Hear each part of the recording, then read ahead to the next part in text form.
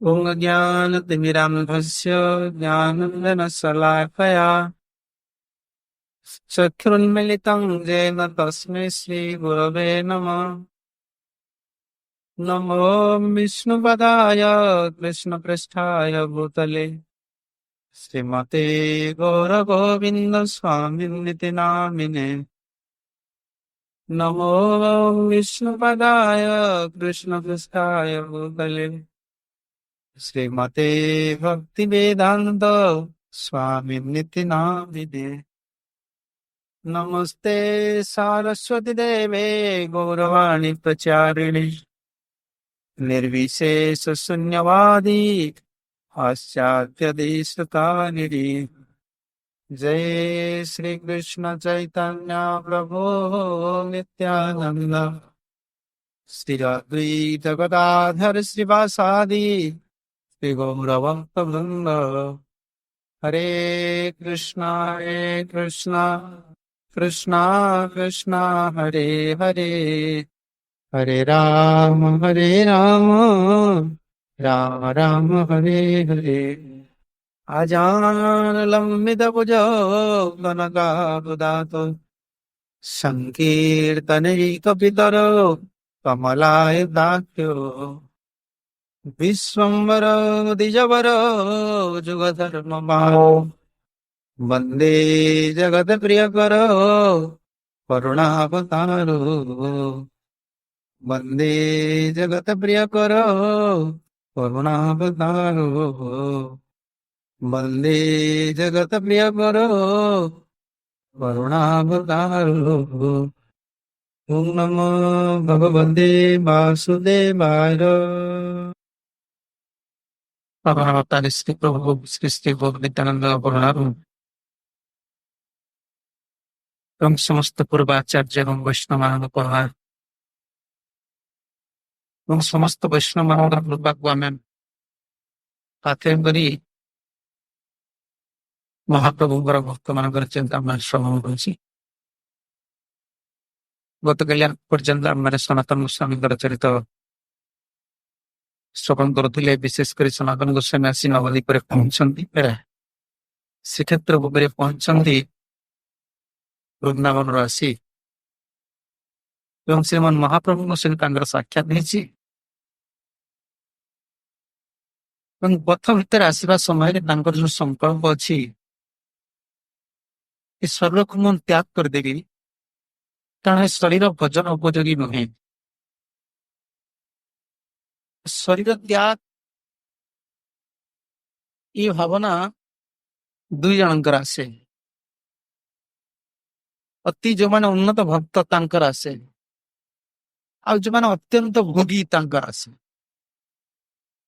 ଯୋଉମାନେ ଭୋଗୀ ଯିବ, ଯୋଉମାନଙ୍କର ଭୋଗର ଅଭାବ ହବ, ସେମାନେ ବିଚାର କରି ସଂସାର ରହିକି ଆଉ କିଛି ଲାଭ ନାହିଁ। ସେମାନେ ଭାବନ୍ତି ଲାଭ ମାନେ କେବଳ ସଂସାର ବଞ୍ଚିଲେ, ବହୁତ ଟଙ୍କା ପଇସା କିଛି ରହିଲେ ପାଖରେ, ଭୋଗ ମିଳିଲେ ସଂସାର ବଞ୍ଚିବାଟା ଲାଭ। କିନ୍ତୁ ମଣିଷର ଯେତେ ଭୋଗର ବ୍ୟବସ୍ଥା ଅଛି, ତାଠାରୁ ଅଲଗା ଜୀବମାନଙ୍କର ଭୋଗର ବ୍ୟବସ୍ଥା ବହୁତ ଆରାମ। ସେମାନେ ବିନା ଉଦ୍ବିଗ୍ନରେ ଭୋଗ କରୁଛନ୍ତି। ମଣିଷକୁ ଯାହା କିଛି ଇନ୍ଦ୍ରିୟ ଭୋଗ କରିବାକୁ ହେଲେ ବହୁତ ପ୍ରୟାସ କରିବାକୁ ପଡୁଛି। ଶୀତ ଦିନ ଆସିଲା ନା, ଆଉ ଶୀତରୁ ଆମକୁ ରକ୍ଷା କରିବାକୁ ହେଲେ ଶରୀରକୁ ସମସ୍ତେ ସୁନ୍ଦର ବ୍ୟବସ୍ଥା କରିକି ପୂର୍ବ ବର୍ଷ ରଖିଥିବା ସ୍ୱେଟର ବା ଶାଲରୁ ବାହାର କରିବେ, ବ୍ୟବସ୍ଥା କରିବାକୁ ପଡିବ ଶରୀର ପାଇଁ। କିନ୍ତୁ ପଶୁ ପକ୍ଷୀ ମାନଙ୍କର ତା ନାହିଁ। ପଶୁ ପକ୍ଷୀ ମାନେ ଏଇ ଶୀତ ପଡିଲା, ଏବେ ସେ ବୃକ୍ଷ ଡାଳ ରହିବେ, ତାଙ୍କ ଭିତରେ ଭଗବାନ ହିଟର ଆଉ କୁଲର ଦୁଇଟା ସିଷ୍ଟମ କରିଛନ୍ତି। ପକ୍ଷୀକି ଖୋଲିଦେଲେ ତାଙ୍କ ଶରୀର ଶୀତଳ ହବ। ତାଙ୍କର ଯୋଉ ପକ୍ଷ ଅଛି, ସେମାନେ ଖୋଲିଦେଲେ ତାଙ୍କୁ ଉଷ୍ଣ ଲାଗିଲେ ସେମାନେ ପକ୍ଷୀ ଖୋଲିକି ବସନ୍ତି, ତାଙ୍କ ଶରୀର ଶୀତଳ ହେଇଯିବ। ତାଙ୍କ ଶରୀରକୁ ଗରମ କରିବା ପାଇଁ ହେଲେ ସେମାନେ ତାଙ୍କର ଥଣ୍ଡ ତାଙ୍କର ପକ୍ଷୀ ଭିତରେ ରଖିଦିଅନ୍ତି। ପକ୍ଷ ଭିତରେ ରଖିଦେଲା ମାନେ ତାଙ୍କ ଶରୀର ଉଷ୍ଣ ହେଇଯିବ। ଆଉ କେତିକି ତାପ ସହିପାରିବ, ଯେତିକି ତାପ ତାର ଶରୀର ଦରକାର, ସେତିକି ତାପ ତା ଶରୀର ସୃଷ୍ଟି ହଉଛି ଶୀତକୁ ରକ୍ଷା କରିବା ପାଇଁ। ନହେଲେ ବୃନ୍ଦାବନରେ, ବିଦେଶରେ ଛାଡନ୍ତୁ, ବିଦେଶରେ ତ -25, -30ରେ ବି 40 ରେ ପକ୍ଷୀ ଅଛନ୍ ପଶୁ ଅଛନ୍ ବିରାଡି କୁକୁର ବି ବରଫ ଉପରେ ବୁଲୁଛନ୍। ଭାରତ ବର୍ଷରେ ଆପଣ ଏଇ କାଶ୍ମୀର ଏ ବୃନ୍ଦାବନକୁ ଯାଆନ୍ତୁ, ବେଳେ ବେଳେ 0 ହେଇଯାଉଛି, +1 ରହୁଛି, ଫିର୍ ବି ସେଠି ସବୁ ପଶୁ ପକ୍ଷୀ ମାନେ ରହୁଛୁ। ମନୁଷ୍ୟ ଯେତେବେଳେ ଶରୀର ଭୋଗର ବ୍ୟବସ୍ଥା ଠିକ ସେ ହେଇପାରେ ନା, ସିଏ ଭାବେ ଶରୀରର କିଛି ମୂଲ୍ୟ ନାହିଁ, ମୁଁ ଶରୀରଟାକୁ ନଷ୍ଟ କରିଦେବି। କାରଣ ସିଏ ଭାବେ ସଂସାରରେ ବଞ୍ଚିବାଟା ହଉଛି ଅସାର, କାରଣ ମତେ ଭୋଗ ମିଳୁନି। ଆଉ ଜଣେ ଅତି ଉନ୍ନତ ଭକ୍ତ, ସେମାନେ କେତେବେଳେ ଶରୀରକୁ ନଷ୍ଟ କରିବା ପାଇଁ ଇଚ୍ଛା କରନ୍ତି, ଯେତେବେଳେ ଦେଖନ୍ତି ଏ ସଂସାରରେ ତାଙ୍କର ଶରୀର ଭଗବତ କାର୍ଯ୍ୟରେ ଲାଗୁନି, ଶରୀରଟା ଅସାର ହେଇଗଲା, ସେତେବେଳେ ଚାହାନ୍ତି ଶରୀରକୁ ଯେତେ ଶୀଘ୍ର ନଷ୍ଟ କରିଦେବା ଦରକାର। କିନ୍ତୁ ଶରୀର ନଷ୍ଟରେ ଭଗବାନ ମିଳନ୍ତି ନା। ମହାପ୍ରଭୁ ଏଠି ସିଦ୍ଧାନ୍ତ ସନାତନ ଗୋସ୍ୱାମୀକି ଦେବେ। ବହୁତ ଲୋକଙ୍କର ମନର ଧାରଣା, କେହି ଯଦି ଭକ୍ତ ବି ଭାବେ ମୋର ଭଜନ ମାନେ ମୁଁ ଶରୀରକୁ ଗଙ୍ଗାରେ ବା ଯମୁନାରେ ତ୍ୟାଗ କରିଦେଲେ ମତେ ବୋଧେ ସ୍ୱର୍ଗତି ମିଳିଯିବ। ମହାପ୍ରଭୁ ଏହି ସିଦ୍ଧାନ୍ତକୁ ଏଠି କାଟିଛନ୍ତି। କାରଣ ଶରୀର କେତେବେଳେ ନଷ୍ଟ ହବ ଏଟା ମଣିଷ ଯୋଜନାରେ ନାହିଁ। ବଞ୍ଚିବା, ଜନ୍ମ ହେବା ଆଉ ମରଣ ହେବା ଦୁଇଟା ଯଦି ମଣିଷ ଯୋଜନାରେ ଥାନ୍ତା, ତାହେଲେ ମଣିଷ ସୃଷ୍ଟିର କିଛି ରଖନ୍ତାନି, ସେ ନୂଆ ସୃଷ୍ଟି କରନ୍ତା। ଆଉ ସେଇ ଦିଟା ଦୁଃଖ ବି ସେ ଜାଣିନି, ସେଥିପାଇଁ ସେ ଭାରି ଭଜନ କରୁ। 4ଟା ଦୁଃଖ ଭିତରୁ 2ଟା ଦୁଃଖକୁ ମନୁଷ୍ୟ ରିଆଲାଇଜ କରୁଛି। ଏତେ ଅଚେତନ ମଣିଷ, ଏତେ ତାର ପଶୁତ୍ୱ ଅଛି, କି ଖରାପ ଭାବିବେନି, ମନୁଷ୍ୟର ଭଗବତ ଜ୍ଞାନ ନ ଆସିଲେ ତାର ପଶୁତ୍ୱ ଭାବ ରହିବ। ପଶୁ ଯେମିତି ମନୁଷ୍ୟ ସେମିତି ହେଇଯିବ। ତେଣୁ ଭଗବତ ଜ୍ଞାନ ବିହୀନ ଶରୀର, हम क्यों गोस्वामी बोले आप ठीक ଆସିଲେ हैं।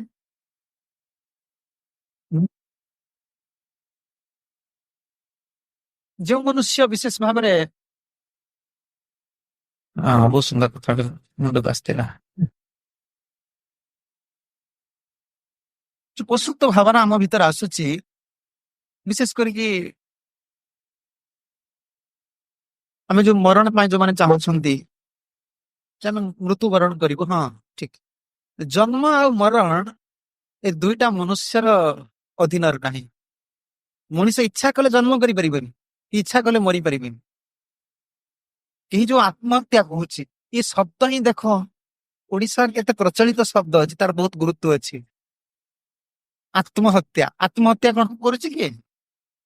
ଆଜ୍ଞା, ହତ୍ୟା କରୁଛି ଶରୀରକୁ, କିନ୍ତୁ ଲେଖା ହଉଛି ସେ ଆତ୍ମହତ୍ୟା କଲା।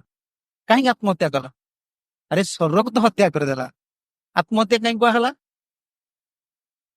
ନା ଏଇ ମନୁଷ୍ୟ ଶରୀରରେ ପଶୁ ହତ୍ୟାକୁ ଆତ୍ମହତ୍ୟା କୁହାଯିବନି। କେହି କହୁନାହାନ୍ତି କୁକୁର ଆତ୍ମହତ୍ୟା କଲା ପାଣିକି ଡେଇଁ, କିଏ କହୁଛି? କିଏ କହୁଛି ବିରାଟ ପାଣିକି ଡେଇଁକି ଆତ୍ମହତ୍ୟା କଲା? ନା, ମଣିଷ ଯେତେବେଳେ ସୁଇସାଇଡ କରୁଛି, ଆତ୍ମହତ୍ୟା, ତାକୁ କୁହାଯାଉଛି ଆତ୍ମହତ୍ୟା କଲା। ଶରୀର ହନନକୁ ଆତ୍ମହତ୍ୟା କୁହାଯାଉଛି। କେଉଁଥିପାଇଁ? ନା ମଣିଷ ଶରୀରରେ ସେ ଆତ୍ମଚେତନା ଲାଭ କରିବାର ଥିଲା, ସେ ଆତ୍ମଘାତୀ ହେଇଗଲା, ଆତ୍ମହା। କାରଣ ପୁଣି ଏଇ ମନୁଷ୍ୟ ଶରୀରରେ ସେଇ ଜୀବାତ୍ମା ଆସି ପୁଣି ମନୁଷ୍ୟ ଶରୀର ପ୍ରାପ୍ତ ହେବାକୁ ତାକୁ ବହୁ ଜନ୍ମ ଲାଗିବ। ସେଥିପାଇଁ କୁହାଗଲା ଇଏ ଆତ୍ମ ହତ୍ୟା କଲା। ଆତ୍ମହତ୍ୟା ହୁଏ ନା, ଶରୀର ହତ୍ୟା ହୁଏ।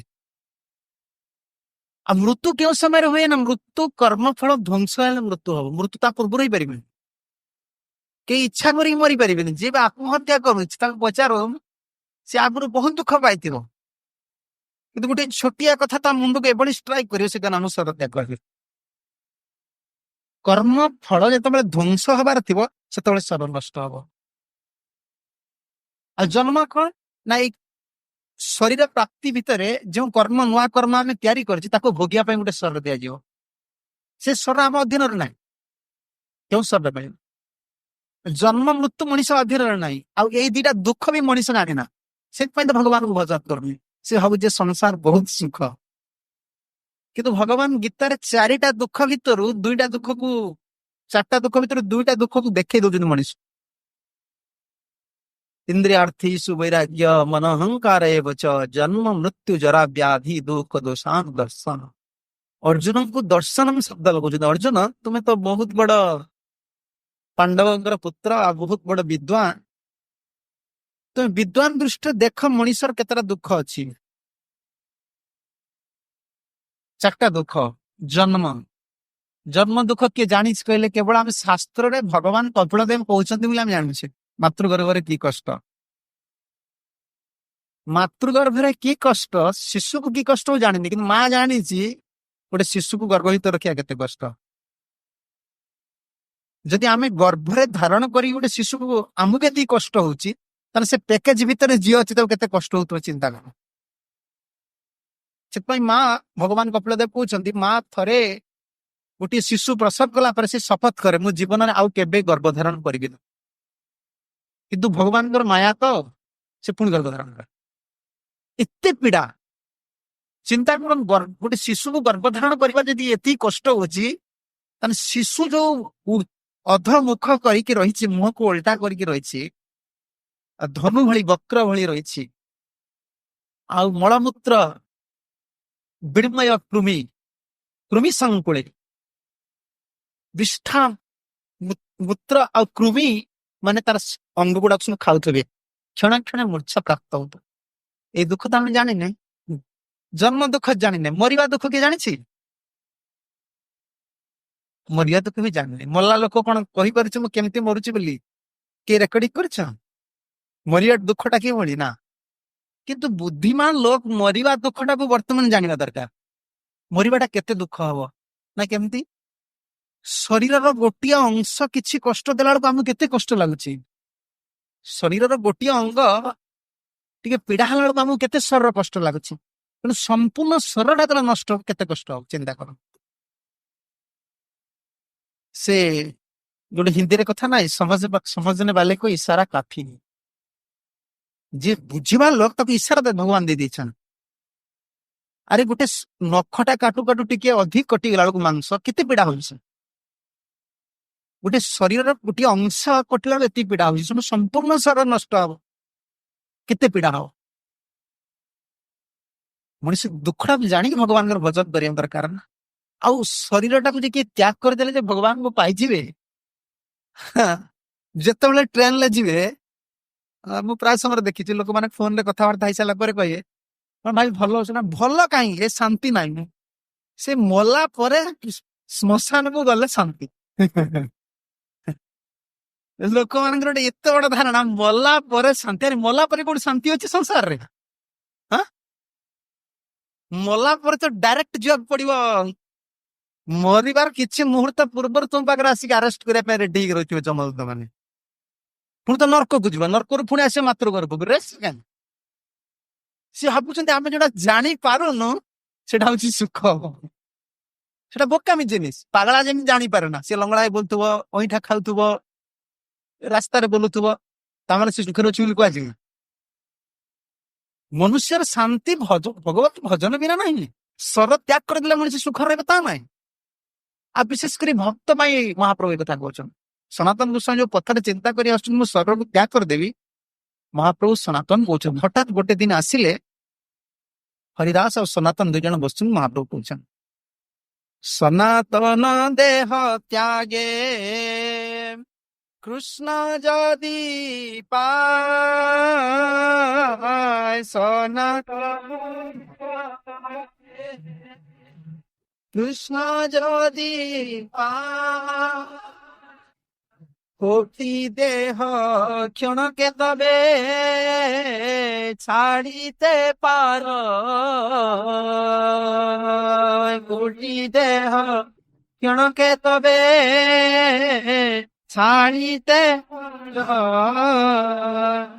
କହିଲେ ସନାତନ ମଣିଷ କେତେ ବ୍ରହ୍ମାଣ୍ଡରେ କେତେ କୀଟ ପଶୁ ପକ୍ଷୀ ଏଇ ଭ୍ରମଣ କରୁଛି। ମହାପ୍ରଭୁ କହିଲେ ସନାତନ କୋଟି କୋଟି ବ୍ରହ୍ମାଣ୍ଡରେ ଭ୍ରମଣ କଲା ପରେ ଗୋଟିଏ ଜୀବ ମନୁଷ୍ୟ ଶରୀର ପାଉଛି, ଏବଂ ମନୁଷ୍ୟ ଶରୀରରେ ଭଗବାନ ଭଜନ କଲେ ସେ ଉଦ୍ଧାର ହବ। ଶର ତ୍ୟାଗ କଲେ ଉଦ୍ଧାର ହବ। ଶର ତ୍ୟାଗ କଲେ ଯଦି କୃଷ୍ଣ ମିଳନ୍ତେ, ମହାପ୍ରଭୁ କହୁଛନ୍ତି ଗୋଟେ କ୍ଷଣ ଭିତରେ କୋଟି ଦେହ କ୍ଷଣକେ ତବେ ଛାଡିତେ ପାର। ଗୋଟେ କ୍ଷଣ ଭିତରେ ମୁଁ କୋଟିଏ ଦେହକୁ ତ୍ୟାଗ କରିଦିଅନ୍ତି, ତମର କୃଷ୍ଣ ଦରକାର। ଶରୀରକେ ତ୍ୟାଗ କଲେ କୃଷ୍ଣଙ୍କୁ ପାଆନ୍ତି ନା, ଏ ଭ୍ରମ ଧାରଣା।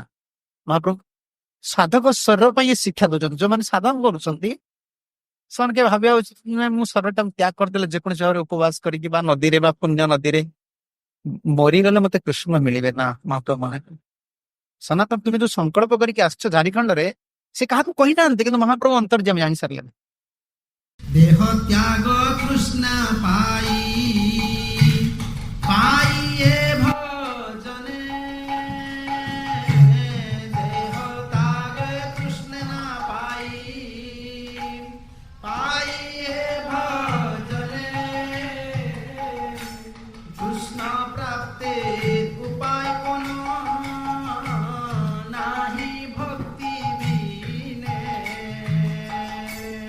কৃষ্ণ প্রাপ্তি উপায় কোন নাহি ভক্তি বিনে।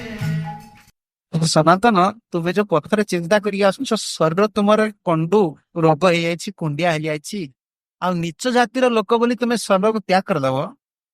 ଯଦି ଶରୀର ତ୍ୟାଗ କଲେ କୃଷ୍ଣ ମିଳନ୍ତେ ତାର ମୁଁ କ୍ଷଣକ ଭିତରେ କୋଟିଏ ଶରୀର ତ୍ୟାଗ କରିଦିଅନ୍ତି। କ୍ଷଣ କେମିତି ମାନେ ଏଠି କୋଟିଏ ଲୋକ କଥା କହୁଛନ୍ତି ମହାପ୍ରଭୁ କହୁଛନ୍ତି ମୁଁ ତ ଆସିଛି ନାମ ପ୍ରଚାର କରିକି ଲୋକମାନଙ୍କୁ ଉଦ୍ଧାର କରିବି ତାହେଲେ ଲୋକମାନଙ୍କୁ ତ ମୁଁ ଇଚ୍ଛା କରିକି ସମସ୍ତଙ୍କୁ କୁହନ୍ତି ତୁମେ ସବୁ ଶରୀର ତ୍ୟାଗ କର ବା ମୁଁ ତାଙ୍କୁ ମାରିପାରନ୍ତି ଗୋଟିଏ ଲୋକଙ୍କୁ କ୍ଷଣକ ଭିତରେ କୃଷ୍ଣ ପାଖକୁ ପଠେଇ ଦିଅନ୍ତି କହିଲେ ନା କୃଷ୍ଣ କିଭଳି ମିଳିବେ ଏ ପରବର୍ତ୍ତୀ ପାରରେ କହୁଛନ୍ତି ଦେହ ତ୍ୟାଗେ କୃଷ୍ଣ ନ ପାଏ ପାଇଏ ଭଜନ। କେହି ଯଦି ଭଗବାନଙ୍କୁ ପାଇବା ପାଇଁ ଚାହୁଁଛି କୃଷ୍ଣଙ୍କୁ ପାଇବା ପାଇଁ ଚାହୁଁଛି ତାକୁ ଭଜନ କରିବାକୁ ପଡିବ। ଆଉ କୃଷ୍ଣ ପ୍ରାପ୍ତିର ଉପାୟ ନାହିଁ କୌଣ ଭକ୍ତି ବି ନାହିଁ ପୁଣି ଭଜନ ଭିତରେ କଣ କରିବାକୁ ପଡିବ ଭଗବାନଙ୍କର କୃଷ୍ଣଙ୍କର ଭଜନ କରି ଭକ୍ତି ପ୍ରାପ୍ତ ହେବାକୁ ପଡିବ କାରଣ ଭକ୍ତି ବିନା କୃଷ୍ଣଙ୍କୁ କେହି ପ୍ରାପ୍ତ ହେଇପାରିବେ ନା। ଭଗବାନ ଉଦ୍ଧବଙ୍କୁ ସେଥିପାଇଁ କହିଲେ ନ ସାଧୟନ୍ତେ ମାଂ ଯୋଗ ନ ସାଂଖ୍ୟ ଧର୍ମ ଉଦ୍ଧବ ନ ସଭ୍ୟାୟ ସ୍ତପ ତ୍ୟାଗ ଯଥା ଭକ୍ତିର ମମ ଅର୍ଜିତା। ଏଠି କେବଳ ଦେହ ତ୍ୟାଗ ପ୍ରସଙ୍ଗ ନେଇ କହୁନାହାନ୍ତି ଭଜନ ବିନା ଭଗବାନ କେହି ପାଇବେ ନା। ଆଉ ଭଜନ ମାନେ ଭକ୍ତି ଯୋଗଟା ଗୋଟେ ଭଜନ ବୋଲି କୁହାଯିବ ନା। ଯୋଗ ଯଦି ଭକ୍ତି ସହିତ କେହି ଯୋଗୀ ଯଦି ଭକ୍ତି ଯୋଗକୁ ଆଶ୍ରୟ ନ କରେ ଅଷ୍ଟାଙ୍ଗ ଯୋଗକୁ ଆଶ୍ରୟ କରି ଭକ୍ତିକୁ ଆଶ୍ରୟ ନ କରେ ସେ ଭଗବାନଙ୍କୁ ପାଇପାରିବ। କେହି କର୍ମୀ ଯଦି କିଛି ପୁଣ୍ୟ କର୍ମ କରୁଛି ପୁଣି ବି ଭଗବାନଙ୍କୁ ଆଶ୍ରୟ କରୁନି ତାର ପୁଣ୍ୟ କର୍ମର ଫଳ ମିଳିବ ନା।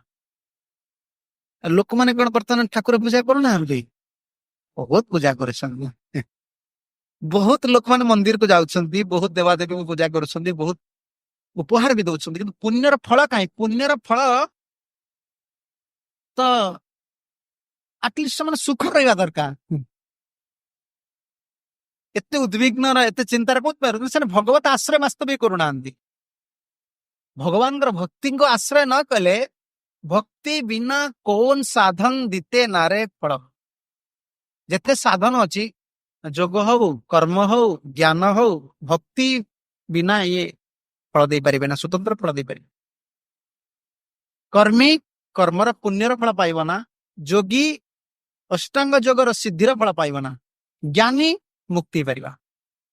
ଭକ୍ତି ବିନା କୌନ ସାଧନ ଦିତେ ନାରେ ଫଳ। ମହାପ୍ରଭୁ କହିଲେ ସନାତନ କେବଳ ଭକ୍ତି କଲେ ହିଁ କୃଷ୍ଣଙ୍କୁ ପ୍ରାପ୍ତ ହବ ଏବଂ ଭକ୍ତିରେ ପ୍ରେମ ପ୍ରାପ୍ତି ହବା ପ୍ରେମରେ ଭଗବାନ ଶ୍ରୀକୃଷ୍ଣଙ୍କୁ ମିଳେ। ଭଜନର ଯୋଉ ସ୍ତର ଅଛି ସେ କାହାର ଭକ୍ତ ବି ହଉ ଭଗବାନ ଏତେ ଶୀଘ୍ର କାହାକୁ ଦେଖା ଦିଅନ୍ତିନି କିଏ ଭାବିବା ଉଚିତ ମୁଁ ଭଗବାନଙ୍କୁ କେମିତି ଦେଖିଦେଲି ସାଙ୍ଗେ ସାଙ୍ଗେ ଭଗବାନଙ୍କୁ ପାଇଗଲି ମାନେ ଭଗବାନ ପାଇବାର ସ୍ତର ଅଛି।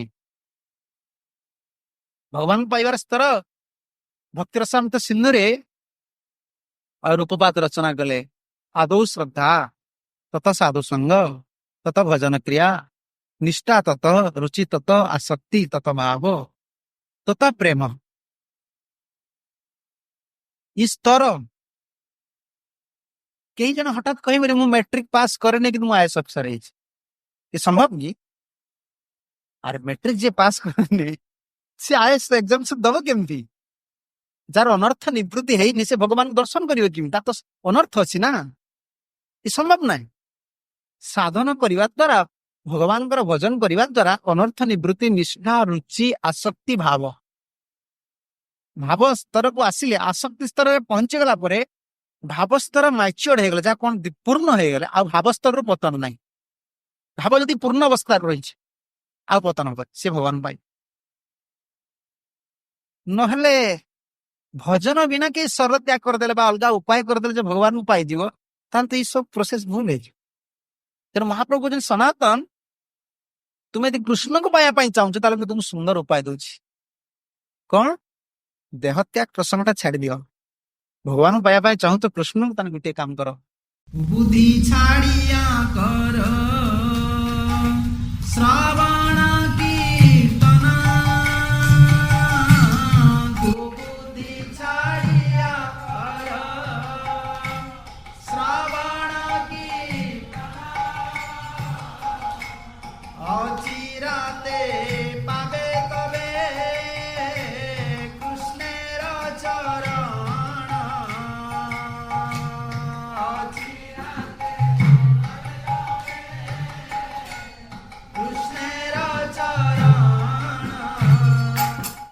ସନାତନ ଯୋଉ କୁବୁଦ୍ଧି କରୁଛ ଶରୀରଟାକୁ ତୁମେ ତ୍ୟାଗ କରିଦବ, ଏଇଟା ଛାଡିଦିଅ। ସନାତନ କହିଲେ ମୁଁ ସେ କୁବୁଦ୍ଧିକି ଛାଡିଦେବି, ଭଗବାନଙ୍କୁ କେମିତି ପାଇବି? କୁବୁଦ୍ଧି ଛାଡିଆ କର ଶ୍ରବଣ କୀର୍ତ୍ତନ। ଭକ୍ତିର ଯୋଉ ନବଦା ଭକ୍ତି ଅଛନ୍ତି, ଆଗେ ଶ୍ରବଣ ତାପରେ କୀର୍ତ୍ତନ। ତେଣୁ ସନାତନ ତୁମେ କୁବୁଦ୍ଧି ଛାଡିଦିଅ, ଶର ତ୍ୟାଗ କରିବା ପ୍ରସଙ୍ଗକୁ ଛାଡିଦିଅ। ସନାତନ କହିଲେ ତାହେଲେ କଣ କରିବି? ନା ଶ୍ରବଣ କୀର୍ତ୍ତନ କର। ଅଚିରାତ ପାବେ ତବେ କୃଷ୍ଣର ଚରଣ। ଅଚିରାତ ନ ଚିରାତ, ଅତି ଶୀଘ୍ର ତୁମେ ପାଇଯିବ। ସନାତନ ତ ଅତି ଦୈନ୍ୟ ଲୋକ କହୁଛନ୍ତି, ପ୍ରଭୁ ଭଜନ କୋଉମାନେ କରନ୍ତି? ଯୋଉମାନେ ଉଚ୍ଚ କୂଳର ଲୋକ ଭଜନ କରନ୍ତି। ମୁଁ ତ ନିଚ କୂଳର ଲୋକ। ସେ ଅନ୍ତର ଭିତରେ ଏଟା ଚିନ୍ତା କରୁଛନ୍ତି। ବହୁତ ଲୋକମାନେ ଭାବନ୍ତି ଏ ହୁଅ ବସ ମା ଚୁପିଣି ବସନ୍ତୁ ପାଟି କର। ବହୁତ ଲୋକଙ୍କର ଭାବନା ଯେ ଭଜନ କରିବା ପାଇଁ, ଭଗବାନଙ୍କର ଭକ୍ତି କରିବା ପାଇଁ କିଛି ଜାତି ଆବଶ୍ୟକ ନା, ପୁଣ୍ୟ କରିବା ପାଇଁ ଜାତି ଆବଶ୍ୟକ। କୌଣସି ବ୍ୟକ୍ତି ଯଦି ନିଚ କୂଳରେ ଜନ୍ମ ଅଛି, ସେ କିଛି ପୁଣ୍ୟ କର୍ମ କରିପାରିବ? ତା ଘରକୁ କୌଣସି ଉତ୍ତମ ବ୍ରାହ୍ମଣ ଆସିବେ? ସେ କୌଣସି ଆଗରୁ ଯେମିତି ପ୍ରଥା ଥିଲା ସେ ମନ୍ଦିରକୁ ପ୍ରବେଶ କରିପାରିବ ନା। ଆଜି ବି ଓଡିଶାରେ ଏମିତି ବହୁତ ଅଞ୍ଚଳ ଅଛି ଯୋଉ ନିଚ ଜାତି ଲୋକମାନଙ୍କର ତାଙ୍କର ସ୍ୱତନ୍ତ୍ର ବ୍ରାହ୍ମଣ ଅଲଗା। ସେ ବ୍ରାହ୍ମଣ ମାନେ ଉଚ୍ଚ କୂଳର ଲୋକଙ୍କର ବ୍ରାହ୍ମଣର ସତ୍କର୍ମ କରିବେ ନା, ସେମାନେ ମନ୍ଦିରକୁ ଯାଇପାରିବେ ନା। ସେମାନେ ଯେହେତୁ ନିଚ କୂଳରେ ଜନ୍ମ ହେଇଛନ୍ତି, ସେମାନେ କୌଣସି ଯଜ୍ଞାଦି କର୍ମ କରିପାରିବେ ନା। ପୁଣ୍ୟ କରିବା ପାଇଁ ଶରୀରଟା ବାଧକ ହେଇପାରେ ନିଚ କୂଳରେ, କିନ୍ତୁ ଭକ୍ତି କରିବାଟା, ଭକ୍ତିଟା ପୁଣ୍ୟ ନୁହେଁ। ପୁଣ୍ୟଟା ଶରୀର ଧର୍ମରେ ଯାଉଛି, କିନ୍ତୁ ଭକ୍ତିଟା ଆତ୍ମାର କର୍ମ, ଆତ୍ମାର ଧର୍ମ। ତେଣୁ ବ୍ରାହ୍ମଣ ବି ଗୋଟେ ଜୀବାତ୍ମା। ବ୍ରାହ୍ମଣ ଦେହରେ କଣ ବଡ ଆତ୍ମା ଅଛି କି? ଆଜ୍ଞା, ଯଦି ଏମିତି ହେଇଥାନ୍ତା, ବ୍ରାହ୍ମଣ ଦେହରେ ଭଗବାନ ଯେତେବେଳେ କହିଲେ ବଳାକ୍ର ଶତଭାଗସ୍ୟ ସ୍ପଧା କଳ୍ପିତସ୍ୟ ଚ, ପ୍ରତ୍ୟେକ ଜୀବ ଅନ୍ତରରେ ଭଗବାନ ଗୋଟିଏ କେଶର 1000 ଭାଗରୁ ଭାଗେ। ସବୁ ଜୀବ ଅନ୍ତର ଅଛନ୍ତି ନା ବ୍ରାହ୍ମଣ ଅନ୍ତର ବେଶୀ ବଡ ହେଇକି ଅଛନ୍ତି? କ୍ଷତ୍ରିୟରେ ତାଠୁ ଟିକେ କମ, ବୈଶ୍ୟରେ କମ, ଶୂଦ୍ରରେ କମ, ଏମିତି ଅଛନ୍ତି କି? ସବୁ ତ ସମାନ ଅଛନ୍ତି, ଜୀବାତ୍ମା ତ ସମାନ। ତାହେଲେ ଆତ୍ମଧର୍ମ କରିବାର ଅସୁବିଧା କଣ ଅଛି? ଭଗବାନଙ୍କୁ ଭଜନ କରିବାରେ, ଭକ୍ତି କରିବାରେ ଜାତି କୂଳର ବାଧକ ନାହିଁ, କିନ୍ତୁ ପୁଣ୍ୟାଦି କର୍ମ କରିବାରେ ବାଧକ ହେଇପାରେ। ଭକ୍ତି କରିବାରେ ଏଟା ନାହିଁ ବାଧକ, କିନ୍ତୁ ଭକ୍ତି କରୁଥିବା ସାଧକ ମାନେ କୂଳକୁ ଧରିବେ। ଏଟା ମହାପ୍ରଭୁଙ୍କର ଶିକ୍ଷା। ସେମାନେ କହିବେ ଆମେ କେଉଁ କାଷ୍ଟର? ନା ଆମେ 4 କାଷ୍ଟ ତଳେ। ସନାତନ ଯେମିତି କହୁଛନ୍ତି, ମୁଁ ବ୍ରାହ୍ମଣ ନୁହେଁ, ମୁଁ କ୍ଷତ୍ରିୟ ନୁହେଁ, ମୁଁ ବୈଶ୍ୟ ନୁହେଁ, ମୁଁ ଶୂଦ୍ର ନୁହେଁ, ମୁଁ ଅତି ହୀନ ଲୋକ, ଅଭିମାନ ରହିବେ। ତେଣୁ ଏଇଠି କହୁଛନ୍ତି ସନାତନ ଯେତେବେଳେ ମହାପ୍ରଭୁ କହିବେ ତୁମେ ଶ୍ରବଣ କୀର୍ତ୍ତନ କର ମତେ ପ୍ରାପ୍ତ ହବ, ସନାତନ କହୁଛନ୍ତି ମୁଁ ଅନ୍ତରରେ ଭାବୁଛନ୍ତି ମୁଁ ତ ନିଚ ଜାତିର ଲୋକ। ମହାପ୍ରଭୁ କହିଲେ ନା, ନିଚ ଜାତି ନହେ କୃଷ୍ଣ ଭଜନେ ଅଯୋଗ୍ୟ। ନିଚ ଜାତି ନହେ କୃଷ୍ଣ ଭଜନେ ଅଯୋଗ୍ୟ। ସକୁଳ ବିପ୍ର ନହେ ଭଜନେର ଯୋଗ୍ୟ।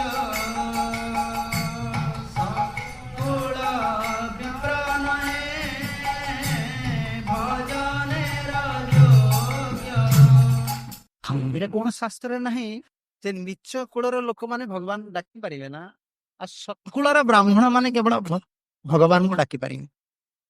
ଏମିତି କୋଉଠି ନାହିଁ। ଏ ବାବା ବସ ଧୀର ପିଳେ, ଆଗରେ ଯୋଉମାନେ ବସିବେ ବହୁତ ସାବଧାନ, ପାଟି ମୁଣ୍ଡ କରିବେ ନା, କଥାବାର୍ତ୍ତା। ଆପଣଙ୍କୁ ମୁଁ ଚାହିଁ ବସନ୍ତୁ, ଆଗରେ ଯୋଉମାନେ ବସୁଛନ୍ତି, ମୁଁ ଆଜି ପୁଣି ଆଉ ଥରେ କହୁଛି, କେବେ କହିନଥିଲି, ବସନ୍ତୁ ଦେଖିନି ଯାହା କରିବେ ପ୍ରଥମ ରାଶି କରିବେ। ମହାପ୍ରଭୁ କହିଲେ ନିଚ ଜାତି ନୁହେଁ ଭଜନର ଅଯୋଗ୍ୟ, ସତ୍କୁଳ ବିପ୍ର ନୁହେଁ ଭଜନର ଯୋଗ୍ୟ। କିଏ ସତକୁଳ ବିପ୍ର ହେଇଛି, ସତ୍କୁଳରେ ଜନ୍ମ ହେଇଛି, ସେ ଭଜନର ଯୋଗ୍ୟ ବୋଲି ଏମିତି କିଛି କୌଣସି ଶାସ୍ତ୍ରରେ ଲେଖା ନାହିଁ। ସମସ୍ତେ ଭଜନ ଦେବେ, କାରଣ ଆତ୍ମା, ସମସ୍ତେ ଆତ୍ମା ନା। ଆଜି ବ୍ରାହ୍ମଣ ସ୍ୱର ଧରିଛି, ବ୍ରାହ୍ମଣ କୋଡେ ଜନ୍ମ ହେଇଛି ବୋଲି ସେ କହୁଛି ମୁଁ ବ୍ରାହ୍ମଣ, କିନ୍ତୁ ସେ କେତେ ବାର ଯେ ଶୂଦ୍ର ହେଇଛି, ଯବନ ହେଇଛି, ମ୍ଲେଚ୍ଛ ହେଇଛି, ତାର ହିସାବ ସେ ରଖିଛି, ରଖିନି। ତେଣୁ ଜୀବାତ୍ମା ଆତ୍ମା, ଜାତିଟା ସରନ ନା, ଆତ୍ମାର ତ ନୁହେଁ। ତେଣୁ ଆତ୍ମ ଧର୍ମ ସମସ୍ତେ କରିପାରିବେ। ଏବଂ ଏଇଠି ଗୋଟେ ବହୁତ ସୁନ୍ଦର କଥା କହୁଛନ୍ତି, ଆପଣ ଜାଣିଛନ୍ତି ମୁଁ ଗୋଟେ ସଦୁପଦେଶ ଅଛି, ଜାତି କାହିଁକି ଧରାଯାଏ ନା, କାର୍ଯ୍ୟରୁ ଧରାଯାଏ। ବଟ ବୃକ୍ଷ ଜାଣିଛନ୍ତି ନା, ବରଗଛ, ବରଗଛ ଅସୁସ୍ଥ ଗଛ, ପବିତ୍ର କି ନା? ଭଗବାନ କହିଲେ ବୃକ୍ଷ ଭିତରେ ମୁଁ ହଉଛି ଅସୁସ୍ଥ। ତାଙ୍କର ଜନ୍ମ କେଉଁଠି ହୁଏ କହିଲେ? ବଟ ବୃକ୍ଷର ଜନ୍ମ କୋଉ ମାଟିରୁ ହେଇଛି? କିଏ ମଞ୍ଜୁରୀ ତିଆରି କରିଦବ? ଆଜ୍ଞା ବୈଜ୍ଞାନିକ କହିଲେ ଦେଖିଆ ବରଗଛ ଗୋଟେ ମଞ୍ଜୁରୀ ତିଆରି କରିଦେବେ ସେମାନେ? କରିପାରିବେ? ପକ୍ଷୀ ପାଚିଲା ବରଫଳକୁ ବା ଅସୁସ୍ଥ ଫଳକୁ ଖାଇବେ, ସିଏ ମଳ ତ୍ୟାଗ କଲେ, କାକ ମଳ, ନହେଲେ ବଣି ନା କଣ କୁହନ୍ତି, ପକ୍ଷୀ ମଳରେ ସେ ସେ ପୂଜ୍ୟ କି ନା? ପୂଜ୍ୟ। ଜନ୍ମରୁ କିଛି ନାହିଁ। ସମୁଦ୍ରରୁ କିଏ ବାହାରିଥିଲେ? ବିଷ ବାହାରିଥିଲେ କି ନାହିଁ? ସମୁଦ୍ରର ଜଳ ହଉଛି ଖାର, କିନ୍ତୁ ଲକ୍ଷ୍ମୀ ଆସିଲେ, ସେଥିରୁ ଲକ୍ଷ୍ମୀ ତ ପୁଣି ଆସିଲେ, ତାଙ୍କର ଜନ୍ମ ହେଲା। କିଏ ଲକ୍ଷ୍ମୀ କହୁଛନ୍ତି ନାଇଁ ନାଇଁ ନାଇଁ, ଇଏ ଖାର ଜଳରୁ ଆସିଛନ୍ତି, ବିଷର ଭାଇ ଭଉଣୀ, ନା ୟାଙ୍କ ପୂଜା କରିବେନି, କିଏ କହୁଛନ୍ତି? ନା। ଚାଣକ୍ୟ ପଣ୍ଡିତ ବହୁତ ସୁନ୍ଦର କଥା ସେ ରଚନା କରିଛନ୍ତି। ଅଭ୍ୟାସାତ୍ ଧାର୍ଯ୍ୟତେ ବିଦ୍ୟା, କୁଳମ୍ ଶିଳତେ ଧାର୍ଯ୍ୟତେ। ବିଦ୍ୟାକୁ ଯଦି କିଏ ଧାରଣ କରିବା ପାଇଁ ଚାହୁଁଛି, ଅଭ୍ୟାସ କରିବାକୁ ପଡିବ। ଅନାଭ୍ୟାସେ ବିଷମ ବିଦ୍ୟାମ୍ ଅର୍ଜିନେ ଭୋଜନମ୍ ବିଷମ। ସେ ଆଉ ଗୋଟେ ଶ୍ଲୋକ ରଚନା କରିଛନ୍ତି। ଯଦି କି ବିଦ୍ୟା, ପରାବିଦ୍ୟା ହଉ ଅପରାବିଦ୍ୟା ହଉ, ଜଡ ବିଦ୍ୟା ବି, ଯୋଉମାନେ ଆଜି ଡକ୍ଟର ଇଞ୍ଜିନିୟର, ସେମାନେ 24 ଘଣ୍ଟା, ପିଲାମାନେ 18 ଘଣ୍ଟା 20 ଘଣ୍ଟା ବି ପଢୁଛନ୍ତି। ଏମିତି ପିଲା ବି ଅଛନ୍ତି, ଯୋଉ ଫାଷ୍ଟ ହଉଛନ୍ତି ଷ୍ଟୁଡେଣ୍ଟ ମାନେ। ଆଉ ଯିଏ ଭକ୍ତି ବିଦ୍ୟା ବି ପଢୁଛନ୍ତି, ସେ ଅଭ୍ୟାସ କରିବାକୁ ପଡିବ। ନାମ ଭଜନ ଯଦି ଅଭ୍ୟାସ ବି ଛାଡିଦେଲେ, ଆଉ ଭଗବାନଙ୍କ ନାମ କରିବାକୁ ଭଲ ଲାଗିବେ। ଭାଗବତ ପଢୁଛନ୍ତି, ଅଭ୍ୟାସ ଛାଡିଦେଲେ ଆଉ ଭାଗବତ ପଢିବାକୁ ଭଲ ଲାଗିବ। ସେଥିପାଇଁ ଅଭ୍ୟାସ ରଖିବା ଦରକାର। ସେଥିପାଇଁ ସେ କହୁଛନ୍ତି ଅଭ୍ୟାସ ଧାର୍ଯ୍ୟତେ ବିଦ୍ୟା, ଆଉ କୁଲମ୍ ଶିଲତେ ଧାର୍ଯ୍ୟତେ। ବହୁତ ସୁନ୍ଦର ଶବ୍ଦ, ଶିଲମତେ ଧାର୍ଯ୍ୟ। କୁଳ ବଂଶର ଯୋଉ ମର୍ଯ୍ୟାଦା ଶିଳ ଗୁଣ ଦ୍ୱାରା ଜଣେ ଧାରଣ କରିପାରିବ। ଉନ୍ନତ ଗୁଣ ନହେଲେ, ବଳି ମହାରାଜ କୋଉ କୂଳରେ ଜନ୍ମ ହେଇଥିଲେ? ଅସୁର କୂଳରେ। ପ୍ରହ୍ଲାଦ କେଉଁ କୂଳରେ ଜନ୍ମ ହେଇଥିଲେ? କିନ୍ତୁ ସେ ମହାଜନ ଭିତରେ ଗଲେ। ଯେଉଁଠି ଦେବର୍ଷି ନାରଦ ଯୋଉ ମହାଜନ ପୋଷ୍ଟରେ ଅଛନ୍ତି, ଭୀଷ୍ମଦେବ ଯୋଉ ପୋଷ୍ଟରେ ଅଛନ୍ତି, ସୁଖଦେବ ଯୋଉ ପୋଷ୍ଟରେ ଅଛନ୍ତି, ସେଇ ପୋଷ୍ଟରେ ଇଏ ଅସୁର କୂଳରୁ 2 ଜଣ ଏକବାର ହେଲେ ମହାଜନ ହେଲେ କି ନା?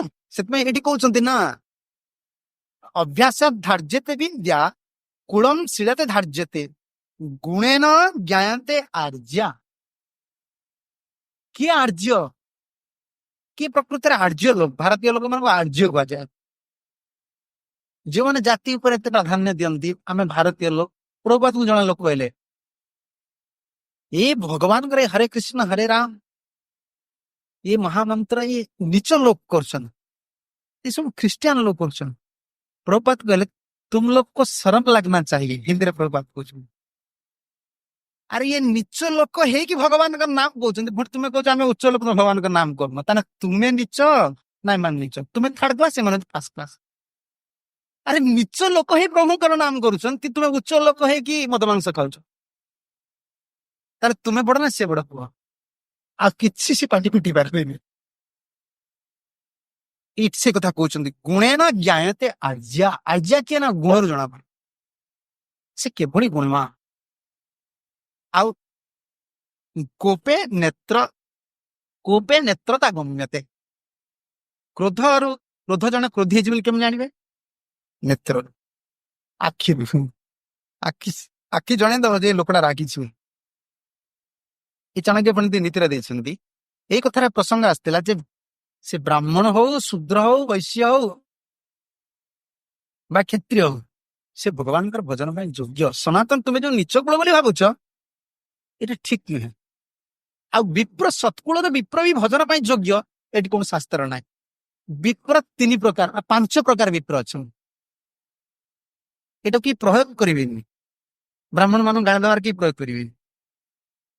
ସବୁ କୂଳରେ ବହୁତ କନିଷ୍ଠ ଭକ୍ତ ମାନେ ଫାଇଟିଂ କରନ୍ତି ବ୍ରାହ୍ମଣ ମାନେ ନା। ଆମ ନିଜ ମର୍ଯ୍ୟାଦାରେ ଆମେ ରହିବା ଦରକାର। ଆମେ ଯୋଉ ବ୍ରାହ୍ମଣ ଦୀକ୍ଷା ନେଇଛେ, ଆମେ ଯୋଉ ବ୍ରାହ୍ମଣ, ପାରମାର୍ଥିକ ବ୍ରାହ୍ମଣ, ତା ଭିତରେ ବି ଆମେ ଜାଣିବା ଦରକାର ମୁଁ ପୁଣି ବ୍ରାହ୍ମଣ ଭିତରେ କେଉଁ କାଟାଗୋରୀ ଅଛି, ଲକ୍ଷଣ ଅଛି। ବିପ୍ରର, ବିପ୍ର ଶୂଦ୍ର, ବିପ୍ର ବୈଶ୍ୟ, ବିପ୍ର ଚାଣ୍ଡାଳ, ବିପ୍ର ମ୍ଲେଚ୍ଛ, ବିପ୍ର ମାର୍ଜର, 5 ପ୍ରକାର ବିପ୍ର। ବ୍ରାହ୍ମଣ କେବଳ ଜଣେ ବ୍ରାହ୍ମଣ କୁଳରେ ଜନ୍ମ ହେଲେ ଯେ ସେ କହିଦବ ମୁଁ ଭଜନର ଯୋଗ୍ୟ ହେଇଗଲି, ନା। ଏଠି 5 ପ୍ରକାର ଭିତରୁ ବୈଶ୍ୟ ବିପ୍ର କାହାକୁ କୁହନ୍ତି? ସେ ବିପ୍ର ହେଇଥିବ, ବିପ୍ର କୁଳରେ ଜନ୍ମ ହେଇଥିବ, କିନ୍ତୁ ତାକୁ ବୈଶ୍ୟ ବୋଲି କୁହାଯିବ, ତାକୁ ବିପ୍ର ବୋଲି କୁହାଯିବନି। ତାର ଲକ୍ଷଣ କଣ ଏଠି କହୁଛନ୍ତି? ଲୌକିକେ କର୍ମଣି ରତଃ। ଯେ ବ୍ରାହ୍ମଣ କୁଳରେ ଜନ୍ମ ହେଇଛି କିନ୍ତୁ ଲୌକିକ କର୍ମର ଅଛି। ବ୍ରାହ୍ମଣ ସବୁବେଳେ ବୈଦିକ କର୍ମର ନିହାତି ଦରକାର। ଲୌକିକେ କର୍ମଣି ରତ ପଶୁନାମ ପରିପାଳନା। ପଶୁ ପାଳିଥିବ, ପଶୁ ବ୍ରାହ୍ମଣ ହେଇଥିବ କିନ୍ତୁ ପଶୁ ପାଳିଥିବ। ଯେମିତି କୁକୁଡ଼ା ଫୁକୁଡ଼ା ଆଜିକାଲି ରଖୁଛନ୍ତି, ଆଉ ବହୁତ ଅଛନ୍ତି ପଶୁ ବି ପାଳୁଛନ୍ତି। ଆଉ ବାଣିଜ୍ୟ କୃଷିକର୍ତ୍ତା ଯ ସବିତ୍ର ବୈଶ୍ୟ ଉଚ୍ଚ। ଯେ ବିଜନେସ କରୁଛି ଆଉ ଆଉ କଣ କରୁଛି? କୃଷି କାମ କରୁଛି। ଆଉ ଲୌକିକାରତା, ପଶୁପାଳକା, ସେ ବିପ୍ରକୁ ବୈଶ୍ୟ ବିପ୍ର ପାଇଲେ, ସେ ବୈଶ୍ୟ କାଟାଗୋରୀ। ଆଚ୍ଛା, ଶୂଦ୍ର ବିପ୍ର କାହାକୁ କୁହାଯାଏ? ଲାକ୍ଷାଦି ତୈଳ ନୀଳାନାମ କୁସୁମ୍ବଂ ମଧୁସର୍ପିତାମ ବିକ୍ରେତା ମଧ୍ୟମାଂସାନାମ ସବିପ୍ର ଶୁଦ୍ଧ ଉଚ୍ଚ। କିଏ କିଏ ଅଛନ୍ତି? ତିଳ ବିକନ୍ତି, ତୈଳ ବିକନ୍ତି, ମଦ ବିକନ୍ତି, ସୋରିଷ ବିକନ୍ତି, ମାଂସ ବିକନ୍ତି। ଇଏ ବିପ୍ରମାନ କରୁଛନ୍ତି। ଆଉ ସେଗୁଡିକ ଆମର ଆଲୋଚନାର ବିଷୟ ନୁହେଁ। ଆପଣ ମାନେ ଜାଣିଥିବେ ସବୁ। ଯଦି ଭୋଜନ କରିପାରୁଛନ୍ତି ତାହେଲେ ବିଜନେସ କରିବେନି କାହିଁକି? ସେମାନେ ସବୁ କରୁଛୁ, ସେମାନଙ୍କୁ ଶୂଦ୍ର, ସ ବିପ୍ର ଶୂଦ୍ର ଉଚ୍ଚନ୍ତି, ସେ ଶୂଦ୍ର। ଏଇ କଥାରେ କୁହାଯାଉଛି ସତ୍କୁଳ ବିପ୍ର ନୁହେଁ ଭଜନର ଯୋଗ୍ୟ। ମହାପ୍ରଭୁ କାଟି ଦଉଛନ୍ତି। ମହାପ୍ରଭୁ ନିଜେ ବ୍ରାହ୍ମଣ ଘରର ପିଲା। ଭାଗବତ ପଢିଲା ବେଳେ, ଚୈତନ୍ୟ ଚରିତାମୃତ ପଢିଲା ବେଳେ ବହୁତ ସାବଧାନ ହବାକୁ ପଡିବ। ନିନ୍ଦା କାହାକୁ କରାଯାଉନି। ଯେତେବେଳେ ଭଗବାନ କପିଳଦେବ ନାରୀର ଗୁଣକୁ କହୁଛନ୍ତି, ମା ଏସବୁ ନାରୀର ଖରାପ ଗୁଣ, ନାରୀ ଏଭଳି, ଉର୍ବଶୀ ଯେତେବେଳେ ନାରୀର ଗୁଣ କହୁଛନ୍ତି ସେ ନିନ୍ଦା କରୁନାହାନ୍ତି, କାରଣ ତାଙ୍କ ମା ତ ଜଣେ ନାରୀ ନା। ଭଗବାନ କପିଳଦେବ ନାରୀର ଗୁଣ କହୁଛନ୍ତି, ସେତେବେଳେ ନାରୀର ଯେତେବେଳେ ଲକ୍ଷଣ ଗୁଡିକ କହୁଛନ୍ତି, ତାଙ୍କ ମା କଣ? ଜଣେ ତ ନାରୀ, ତାଙ୍କ ମା ତ କହିପାରିଥାନ୍ତେ ନା ଆମେ ପୁରୁଷ କି ନାରୀ, ଆମେ ଆତ୍ମା। ଯେହେତୁ ଶରୀର ଧରି ନେଇଛେ ପୁରୁଷର, ଆମର ପୁରୁଷ ଅଭିମାନ। କି ନାରୀ ସ୍ୱର ପାଇଁ ତାର ନାରୀର ଅଭିମାନ, କି ବ୍ରାହ୍ମଣ ଘରେ ଜନ୍ମ ହେବା ତାର ବ୍ରାହ୍ମଣର ଅଭିମାନ। ଭାଗବତ କାହାକୁ ନିନ୍ଦା କରୁନାହାନ୍ତି, ମହାପ୍ରଭୁ ବ୍ରାହ୍ମଣକୁ ନିନ୍ଦା କରୁନାହାନ୍ତି। ମହାପ୍ରଭୁ ବ୍ରାହ୍ମଣ ଘରେ ଜନ୍ମ, ମିଶ୍ର, ବ୍ରାହ୍ମଣକୁ ନିନ୍ଦା କରୁନାହାନ୍ତି। ବ୍ରାହ୍ମଣ ଯୋଉ କର୍ମ ଗୁଡିକ ଭଜନର ଯୋଗ୍ୟ, ସବୁ ଯାକ ଯିଏ ଭଜନ କରିପାରେ, ଏଟା ଆତ୍ମଧର୍ମ। ତେଣୁ ଲୌକିକ କର୍ମ, ପଶୁପାଳନ, ବାଣିଜ୍ୟ, କୃଷି କର୍ମ ଯିଏ କରେ ତାକୁ ବୈଶ୍ୟ କୁହାଯାଏ। ସେ ବିପ୍ରକୁ ବୈଶ୍ୟ କୁହାଯାଏ। ତୈଳ, ତିଳ, ମଦ୍ୟ, ମାଂସ, ବସ୍ତ୍ର ଏଗୁଡିକ ବିକ୍ରି କରୁଛି, ତାକୁ ଶୂଦ୍ର କୁହାଯାଏ। ଆଚ୍ଛା, ବାପି କୂପ ତଡ଼ଗାନମ ଆରାମ ସୁରବେଶ୍ମନମ ଉଚ୍ଛେଦନ ନିରାଶଙ୍କ ସବିପ୍ର ମ୍ଲେଚ୍ଛ ଉଚ୍ଚତେ। ବ୍ରାହ୍ମଣ କୁଳ ଜନ୍ମ ହେଇକି ସେ ମ୍ଲେଚ୍ଛ ବିପ୍ର ତାକୁ କୁହାଯିବ। କାହାକୁ? ଯେଉଁମାନେ ଏଇ କର୍ମ କରନ୍ତି। ବାପି, ବାପି ମାନେ ବାମ୍ଫି, କୂପ ତଡ଼ଗା ମାନେ ପୁଷ୍କରଣୀ, ଆଉ ଆରାମ ସୁରବେଶ୍ମନ ଭଗବାନଙ୍କର ଦେବ ମନ୍ଦିରକୁ, ପୁଷ୍କରିଣୀକୁ, କୂପକୁ, ବାମ୍ଫିକୁ ଉଚ୍ଛେଦ ନିରାଶଙ୍କ ଭାଙ୍ଗିକି ଚୁରମାର କରୁଛନ୍ତି, ନଷ୍ଟ କରୁଛନ୍ତି। ସେ ବିପ୍ରକୁ ମ୍ଲେଚ୍ଛ ବୋଲି କୁହାଯାଏ। ଏବଂ କେଉଁ ବିପ୍ର ଚଣ୍ଡାଳ ତା ବି କହୁଛନ୍ତି। ଆମେ ଯୋଉମାନେ ବ୍ରାହ୍ମଣ ଦୀକ୍ଷା ନେଇଛେ ବହୁତ ସାବଧାନ। ତା ଭିତରେ ଆମେ କେଉଁ କେଉଁ କର୍ମ କରିଛେ, ଆମର କେଉଁ କାଟଗୋରୀ ବାଛି ନେବା ଦରକାର।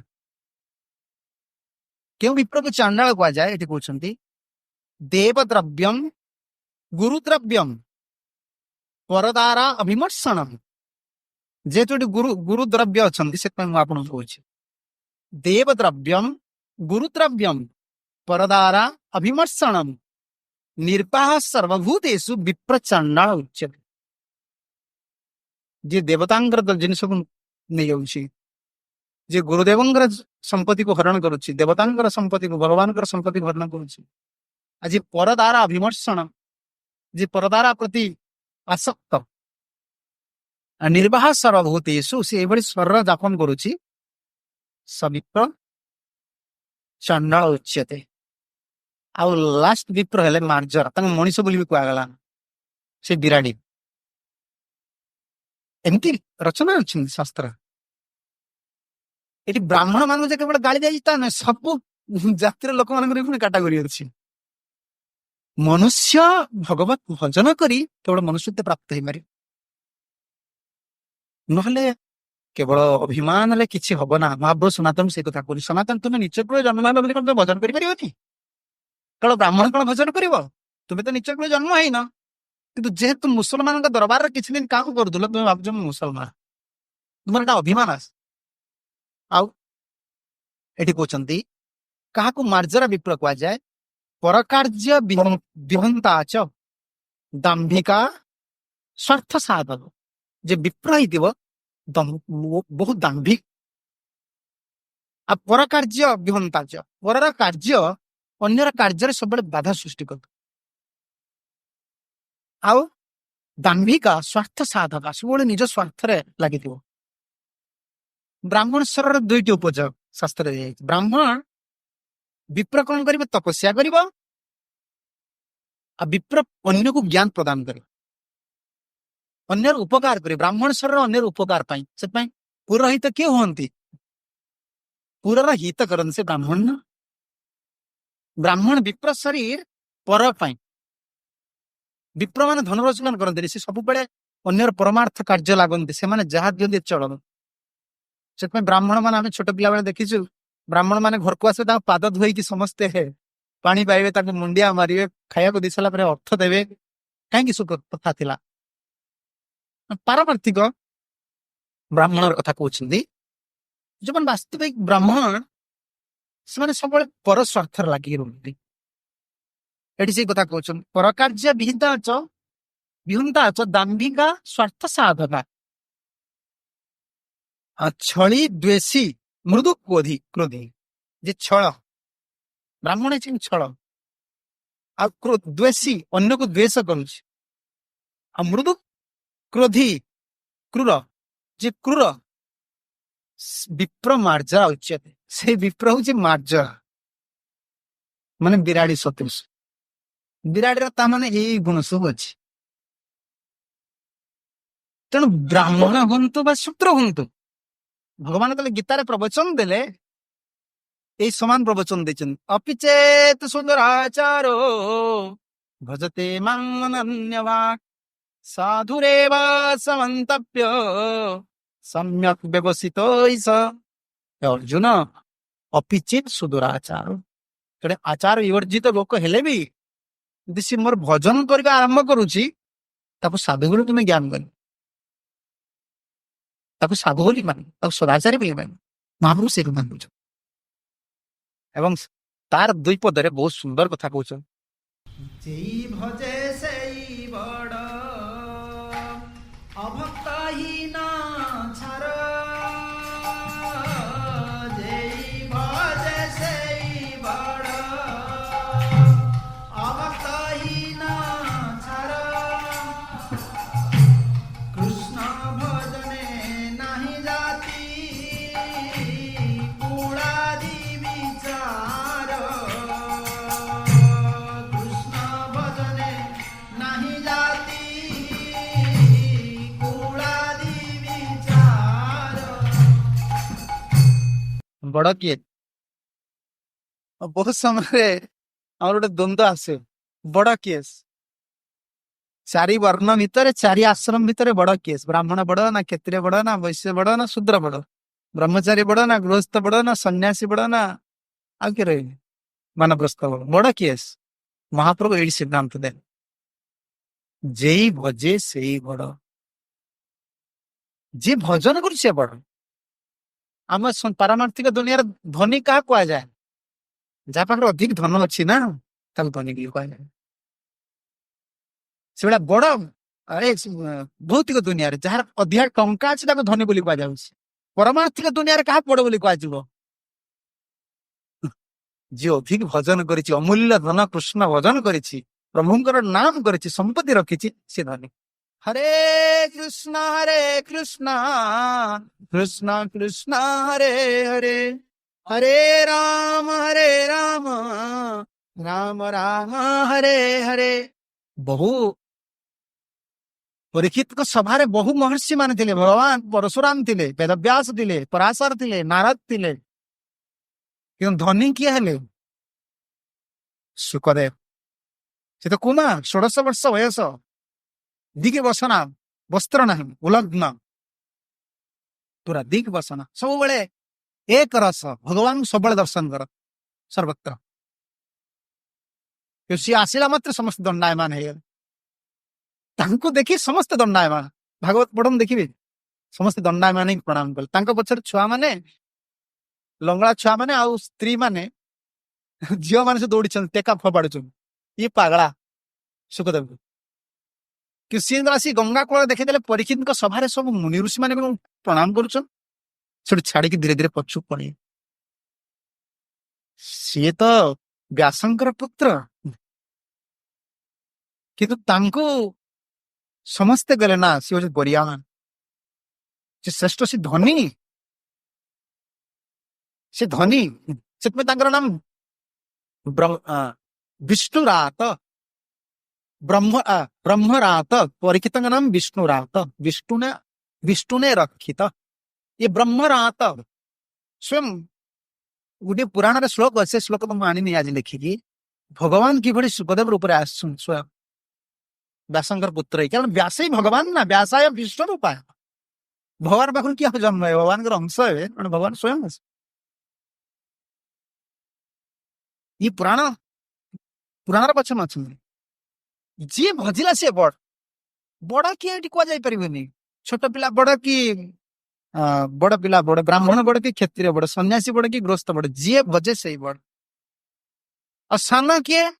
ଅଭକ୍ତ ହୀନ ଛାର। ଯିଏ ଅଭକ୍ତ ସେ ହଉଛି ଛାର, ତା ଜୀବନଟା ବେକାର। ସେ ଭୌତିକ ଜଗତରେ ବହୁତ ବଡ ଲୋକ ହେଇପାରେ, କିନ୍ତୁ ପାରମାର୍ଥିକ ଜଗତରେ ତା ଜୀବନଟା ଛାର। ଆଉ ସନାତନ କହିଲେ ପ୍ରଭୁ ତାଙ୍କ ଜାତି କୁଳ କିଛି ବିଚାର ନାହିଁ, କହିଲେ ନା, କୃଷ୍ଣ ଭଜନତେ ନାହିଁ ଜାତି କୁଲାଦି ବିଚାର। ଭଜନରେ ଜାତି କୁଳର ବିଚାର, ଏଟା ଆତ୍ମଧର୍ମ। ଆଉ ଆତ୍ମାର ଜାତି ଗୋଟେ କଣ ଅଛି? ଯଦି ଆତ୍ମା ବ୍ରାହ୍ମଣ, ଆତ୍ମା କ୍ଷତ୍ରିୟ, ଆତ୍ମା ବୈଶ୍ୟ, ଆତ୍ମା ଶୂଦ୍ର, ଏଟା ଚାରିଟା କୋଉ ଶାସ୍ତ୍ର ଲେଖା ହେଇଥାନ୍ତା, ଆଉ ବ୍ରାହ୍ମଣ ଥିରେ ଥିବା ଆତ୍ମା ଶୀଘ୍ର ଭଗବାନଙ୍କୁ ପାଇଯିବ, ତାର ବଡ ଆତ୍ମା, ଏମିତି ଲେଖା ହେଇଥାନ୍ତା, ତାହେଲେ ଆମେ କୁହନ୍ତି। ଏମିତି କୋଉ ଶାସ୍ତ୍ର ନାହିଁ। ଭଗବାନ ତଳେ ଶରଣ ଯିବା କଥା କହିଛନ୍ତି, ସର୍ବଧର୍ମାନ ପରିତ୍ୟଜ୍ୟ ମାମେକଂ ଶରଣଂ ବ୍ରଜ, ସେତେବେଳେ କେବଳ ଅର୍ଜୁନଙ୍କୁ କରି କହୁନାହାନ୍ତି, ସମସ୍ତଙ୍କୁ କହୁଛନ୍ତି। ପଶୁ ପକ୍ଷୀ ମାନେ ତାଙ୍କର ଶରଣ ଯାଇଛନ୍ତି, ତାଙ୍କୁ ଭଗବାନ ଗ୍ରହଣ କରିଛନ୍ତି। କୁହନ୍ତୁ, ସୁଗ୍ରୀବ କେଉଁ କୂଳର, ହନୁମାନ କେଉଁ କୂଳର, ଗରୁଡ କେଉଁ କୂଳର, କାଳିଅ କେଉଁ କୂଳର? ଭଗବାନ ସର୍ପକୁ ବି ଗ୍ରହଣ କରିଛନ୍ତି, ପକ୍ଷୀକି ବି ଗ୍ରହଣ କରିଛନ୍ତି। ଭଲ୍ଲୁକ କଣ ତାଙ୍କର ନା ରାମାୟଣରେ? ଜାମ୍ବୁମାନ। ସେ ଭଲ ଲୋକ ପଳେଇଲେ, ତାଙ୍କୁ ବି ପ୍ରଭୁ ଦଣ୍ଡ ଦେଲେ। ଆତ୍ମା ଭଗବାନଙ୍କର ପାତରାନ୍ତର ନାହିଁ। ପ୍ରଭୁପାଦ କୁହନ୍ତି ଯେଉଁ ବକ୍ଷରେ ଭଗବାନ ଭଲ୍ଲୁକକୁ ଆଲିଙ୍ଗନ କରିଥିଲେ, ଯେଉଁ ବକ୍ଷରେ ହନୁମାନଙ୍କୁ ଆଲିଙ୍ଗନ କରିଥିଲେ, ସେଇ ବକ୍ଷରେ ବି ସୀତାଙ୍କୁ ଆଲିଙ୍ଗନ କରନ୍ତି। ତାଙ୍କର ପାତରାନ୍ତର ଅଛି, କାରଣ ତାଙ୍କର ତ ଆତ୍ମଦୃଷ୍ଟି, ସେ ତ ଶରୀର ଜାଣନ୍ତି ନା, ସେ ତ ପରମାତ୍ମା। ଆମର ଭେଦ ଦୃଷ୍ଟି ଅଛି ବୋଲି ଆମେ କହୁଛୁ ସେ ସ୍ତ୍ରୀଟା ସେ ପୁରୁଷଟା, ଏଟା ଶରୀର ଏଟା ଆତ୍ମା, ଆମର ଭେଦ ଦୃଷ୍ଟି ଅଛି। ଭଗବାନ ତ ଏକ ରସ, ସେ ହନୁମାନଙ୍କୁ ଦେଖିଲେ ବି ତାଙ୍କର ସେ ଆତ୍ମଦୃଷ୍ଟି, ସୁଗ୍ରୀବକୁ ଦେଖିଲେ ବି ଆତ୍ମଦୃଷ୍ଟି, ଜାମ୍ବମାନଙ୍କୁ ଦେଖିଲେ ବି ଆତ୍ମଦୃଷ୍ଟି, ସୀତାଙ୍କୁ ଦେଖିବା କାରଣ ସେ ପରମାତ୍ମା, ସେ ଶରୀର ଦୃଷ୍ଟି ତାଙ୍କର ନାହିଁ। ଜାତି କୁଳାଦି ବିଚାର ଏଥିରେ ନାହିଁ, ଯିଏ ଭଜା ସିଏ ବଡ। ଏ ପ୍ରସଙ୍ଗରେ ରାମାୟଣରେ ଗୋଟେ ପ୍ରସଙ୍ଗ ଅଛି, ଓ ସେହି ବାଲ୍ମୀକି ରାମାୟଣରେ ନୁହନ୍ତି। ସବରୀ ଗୃହତ୍ୟାଗ କଲେ ଯୁବତୀ ଅବସ୍ଥାରେ, ଯୁବତୀ ଅବସ୍ଥା ବିବାହ ତାଙ୍କର ଠିକ ହେଇଯାଇଛି। ବହୁ ଭଗବାନ ଏମିତି ଉଦାହରଣ ଆମ ପାଇଁ ରଖିଛନ୍ତି, ପ୍ରତ୍ୟେକ ଅବସ୍ଥାରେ ଜଣେ ଜଣେ ପ୍ରଭୁଙ୍କୁ ପାଇଛନ୍ତି। କୁମାରୀ ଅବସ୍ଥାରେ ବ୍ରଜଗୋପିକା ମାନେ ପାଇଲେ, ଆଉ ସବରୀ ପାଇଲେ। ସବରୀ ଭଗବାନ ତାଙ୍କ ଉପରେ ପ୍ରସନ୍ନ ହେଇଗଲେ, ଏଥିପାଇଁ ବିବାହ ପାଇଁ ବାବା ଆଣିଥିବା ପଶୁ ଗୁଡିକୁ, କାରଣ ବିବାହରେ ଭୋଜି ଦିଆଯିବ, ବହୁ ପଶୁକୁ ବାନ୍ଧିକି ତାଙ୍କର ବାବା ରଖିଛି, ସବୁ କଣ କାଠ ପୋତିକି କଣ କୁହନ୍ତି ଗଡା।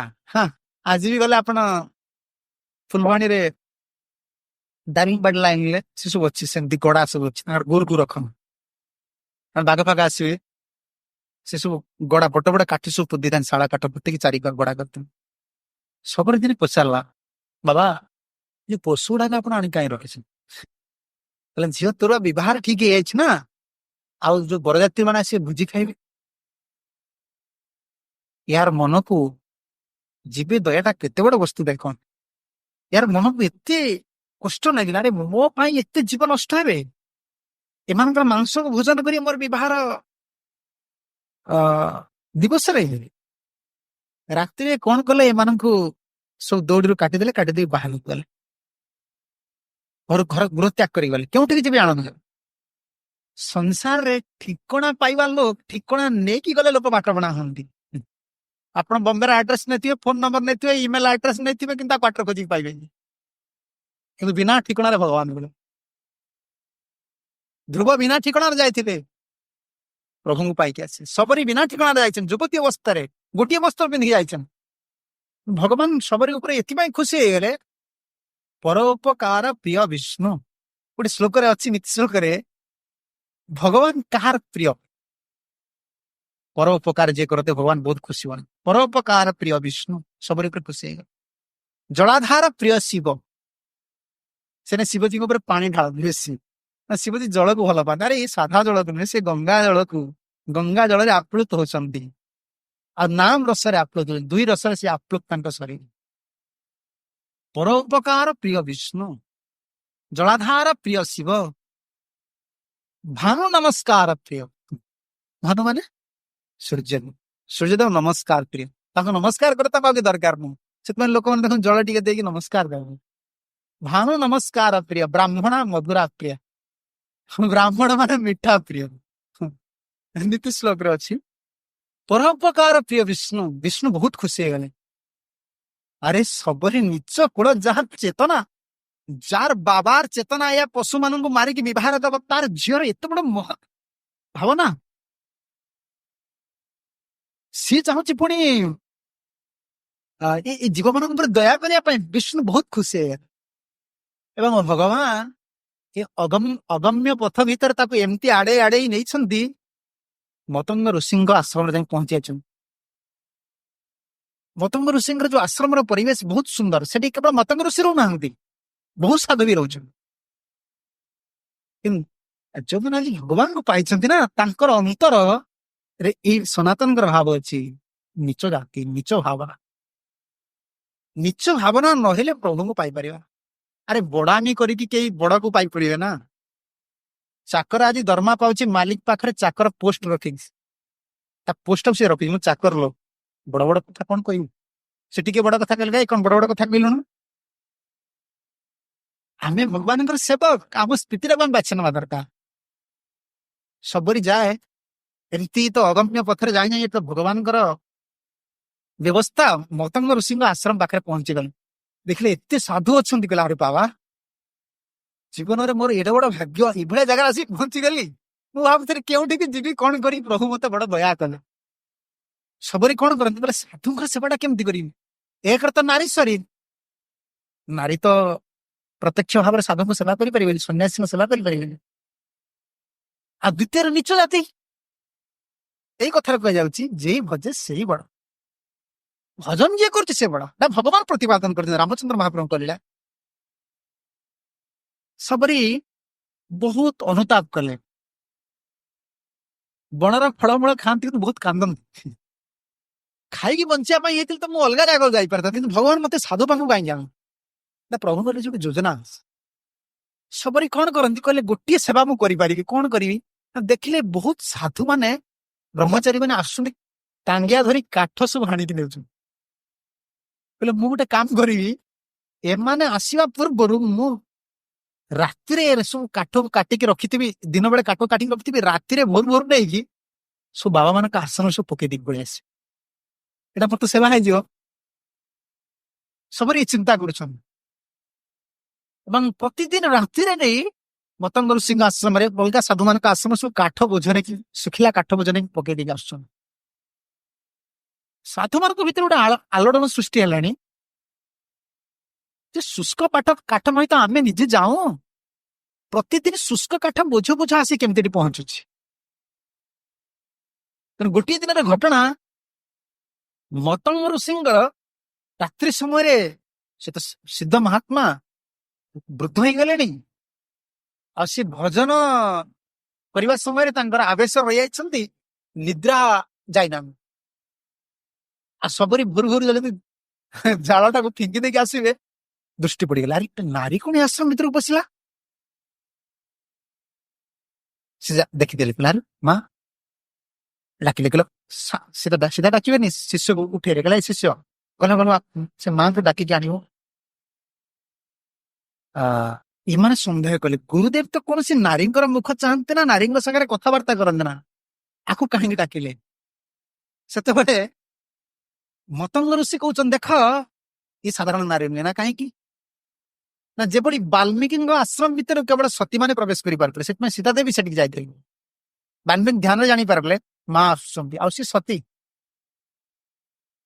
कि पवित्रता परायण न हेले से आश्रम भीतर पशि पारे ऋषि मान आश्रम एभली थिला पापी लोग पशि पारे कहले ये तो नीच मूल भेली जातिर लोक भली देखा जाउछि डाकिल शिशु मान डाकिले कहले माँ तो ना कौन से कहला मो तो छुआटी बड़ तो मु तो सबरी मोर ना तो सबरे कल जन्म सबरे सबरी माँ मैंने डाकती तुम्हें कहीं घर पलि आस ना मुझे बह बेले पशु गुड़िक माँ बाबा मारे रखी तो काटिदे दया लगे मुझे पलि आसी मत संसार भल लगे मतंग ऋषि एत खुशी हो गले कहले मुझे राधा कृष्ण रामचंद्र राम सीता मंत्र देवी शिष्य मैंने आश्चर्य गुरुदेव ये जन युवती नारी कहले कि केवल मंत्र नबनी ये मो आश्रम रह गुरु प्राप्ति अधिकारी शिष्य को गुरु खोजन आम अनधिकारी बोली आम दृष्टि गुरु खोजे ये गुरुदेव आम अधिकार जो अधिकारी लोग गुरु खोजुवे मोर कौट गोटे अधिकारी शिष्य मिले देखा आम जाने मतंग गुरु जाणदे ये अधिकारी लोग ये भजन कर युवती हेले भी निच जातिर लोक ये भजन करे डाकिले कहले तुम्हें राम सीता मंत्र नियो तुम इष्ट है रामचंद्र महाप्रभु सी आसवे तुमको दर्शन देवे और शिष्य मान गले या गोटे पर्ण कुटीर निर्माण कर ये पर्ण कुटीर भजन करे यही कथा अलग ऋषि मान भितर गोटे आलोड़न सृष्टि कला गोटे नारी युवती नारी को आनिक मतंग ऋषि वृद्ध समय रखिला आश्रम पुणी निच जातिर लोक को तेणु से एक घरिया गलावली करदे ऋषि मैंने मतंग ऋषि आश्रम को आसिले ना किंतु मतंग ऋषि जो समय सबरी को स्वीकार कले से समय आकाशवाणी हेले विष्णु आकाशवाणी करोपकार प्रिय विष्णु हे मतंग तुम्हें सबरी को जेहेतु ग्रहण कर ମୁଁ ଅତି ଖୁସି ଅତି ଆନନ୍ଦିତ। ମୁଁ ବର୍ତ୍ତମାନ ବିମାନ ପଠଉଛି, ତୁମେ ଶୀଘ୍ର ଆସ। ମତଙ୍ଗ ଋଷିଙ୍କ ପାଇଁ ବିମାନ ଆସିଲା। ମତଙ୍ଗ ଋଷି ସବରୀକୁ ଶିଷ୍ୟମାନଙ୍କୁ ଉପଦେଶ ଦେଲେ, ଦେଖ ତୁମେ ଭଜନ କରିବା। ଆଉ ସବରୀ ଏଇଠିକି ନିଶ୍ଚିତ ରାମଚନ୍ଦ୍ର ମହାପ୍ରଭୁ ଆସିବେ, ଦୁଇ ଭାଇ ଆସିବେ, ରାମ ଲକ୍ଷ୍ମଣ ତାଙ୍କର ପାଦପଦ୍ମ ତୁମେ ଦର୍ଶନ ହୁଏ।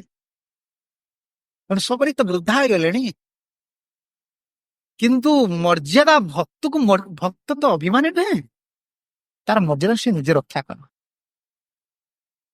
ତେଣୁ ସବରୀ ସିନା ଋଷି ଆଶ୍ରମ ରହିଲେ, କିନ୍ତୁ ସେଇ ମତଙ୍ଗ ଋଷିଙ୍କର ଆଶ୍ରମ ପରିବେଶ ବା ଋଷିମାନେ ଯୋଉଠି ରହୁଥିଲେ ସେଠି ଗୋଟିଏ ବଡ ସରୋବର ଥାଏ। ସେ ସରୋବରର ଜଳକୁ ସମସ୍ତେ ବ୍ୟବହାର କରନ୍ତି। ସବରୀ ତ ସ୍ନାନ ସ୍ନାନ କେଉଁଠି କରିବେ ନା, ଯୁବତୀ ସମୟ ସମୟରେ ସେ ବହୁ ରାତିରୁ ଉଠିକି ସ୍ନାନ କରିଦିଅନ୍ତି। କେହି ମୁନି ଋଷି ମାନେ ଜାଣିପାରନ୍ତି ନା।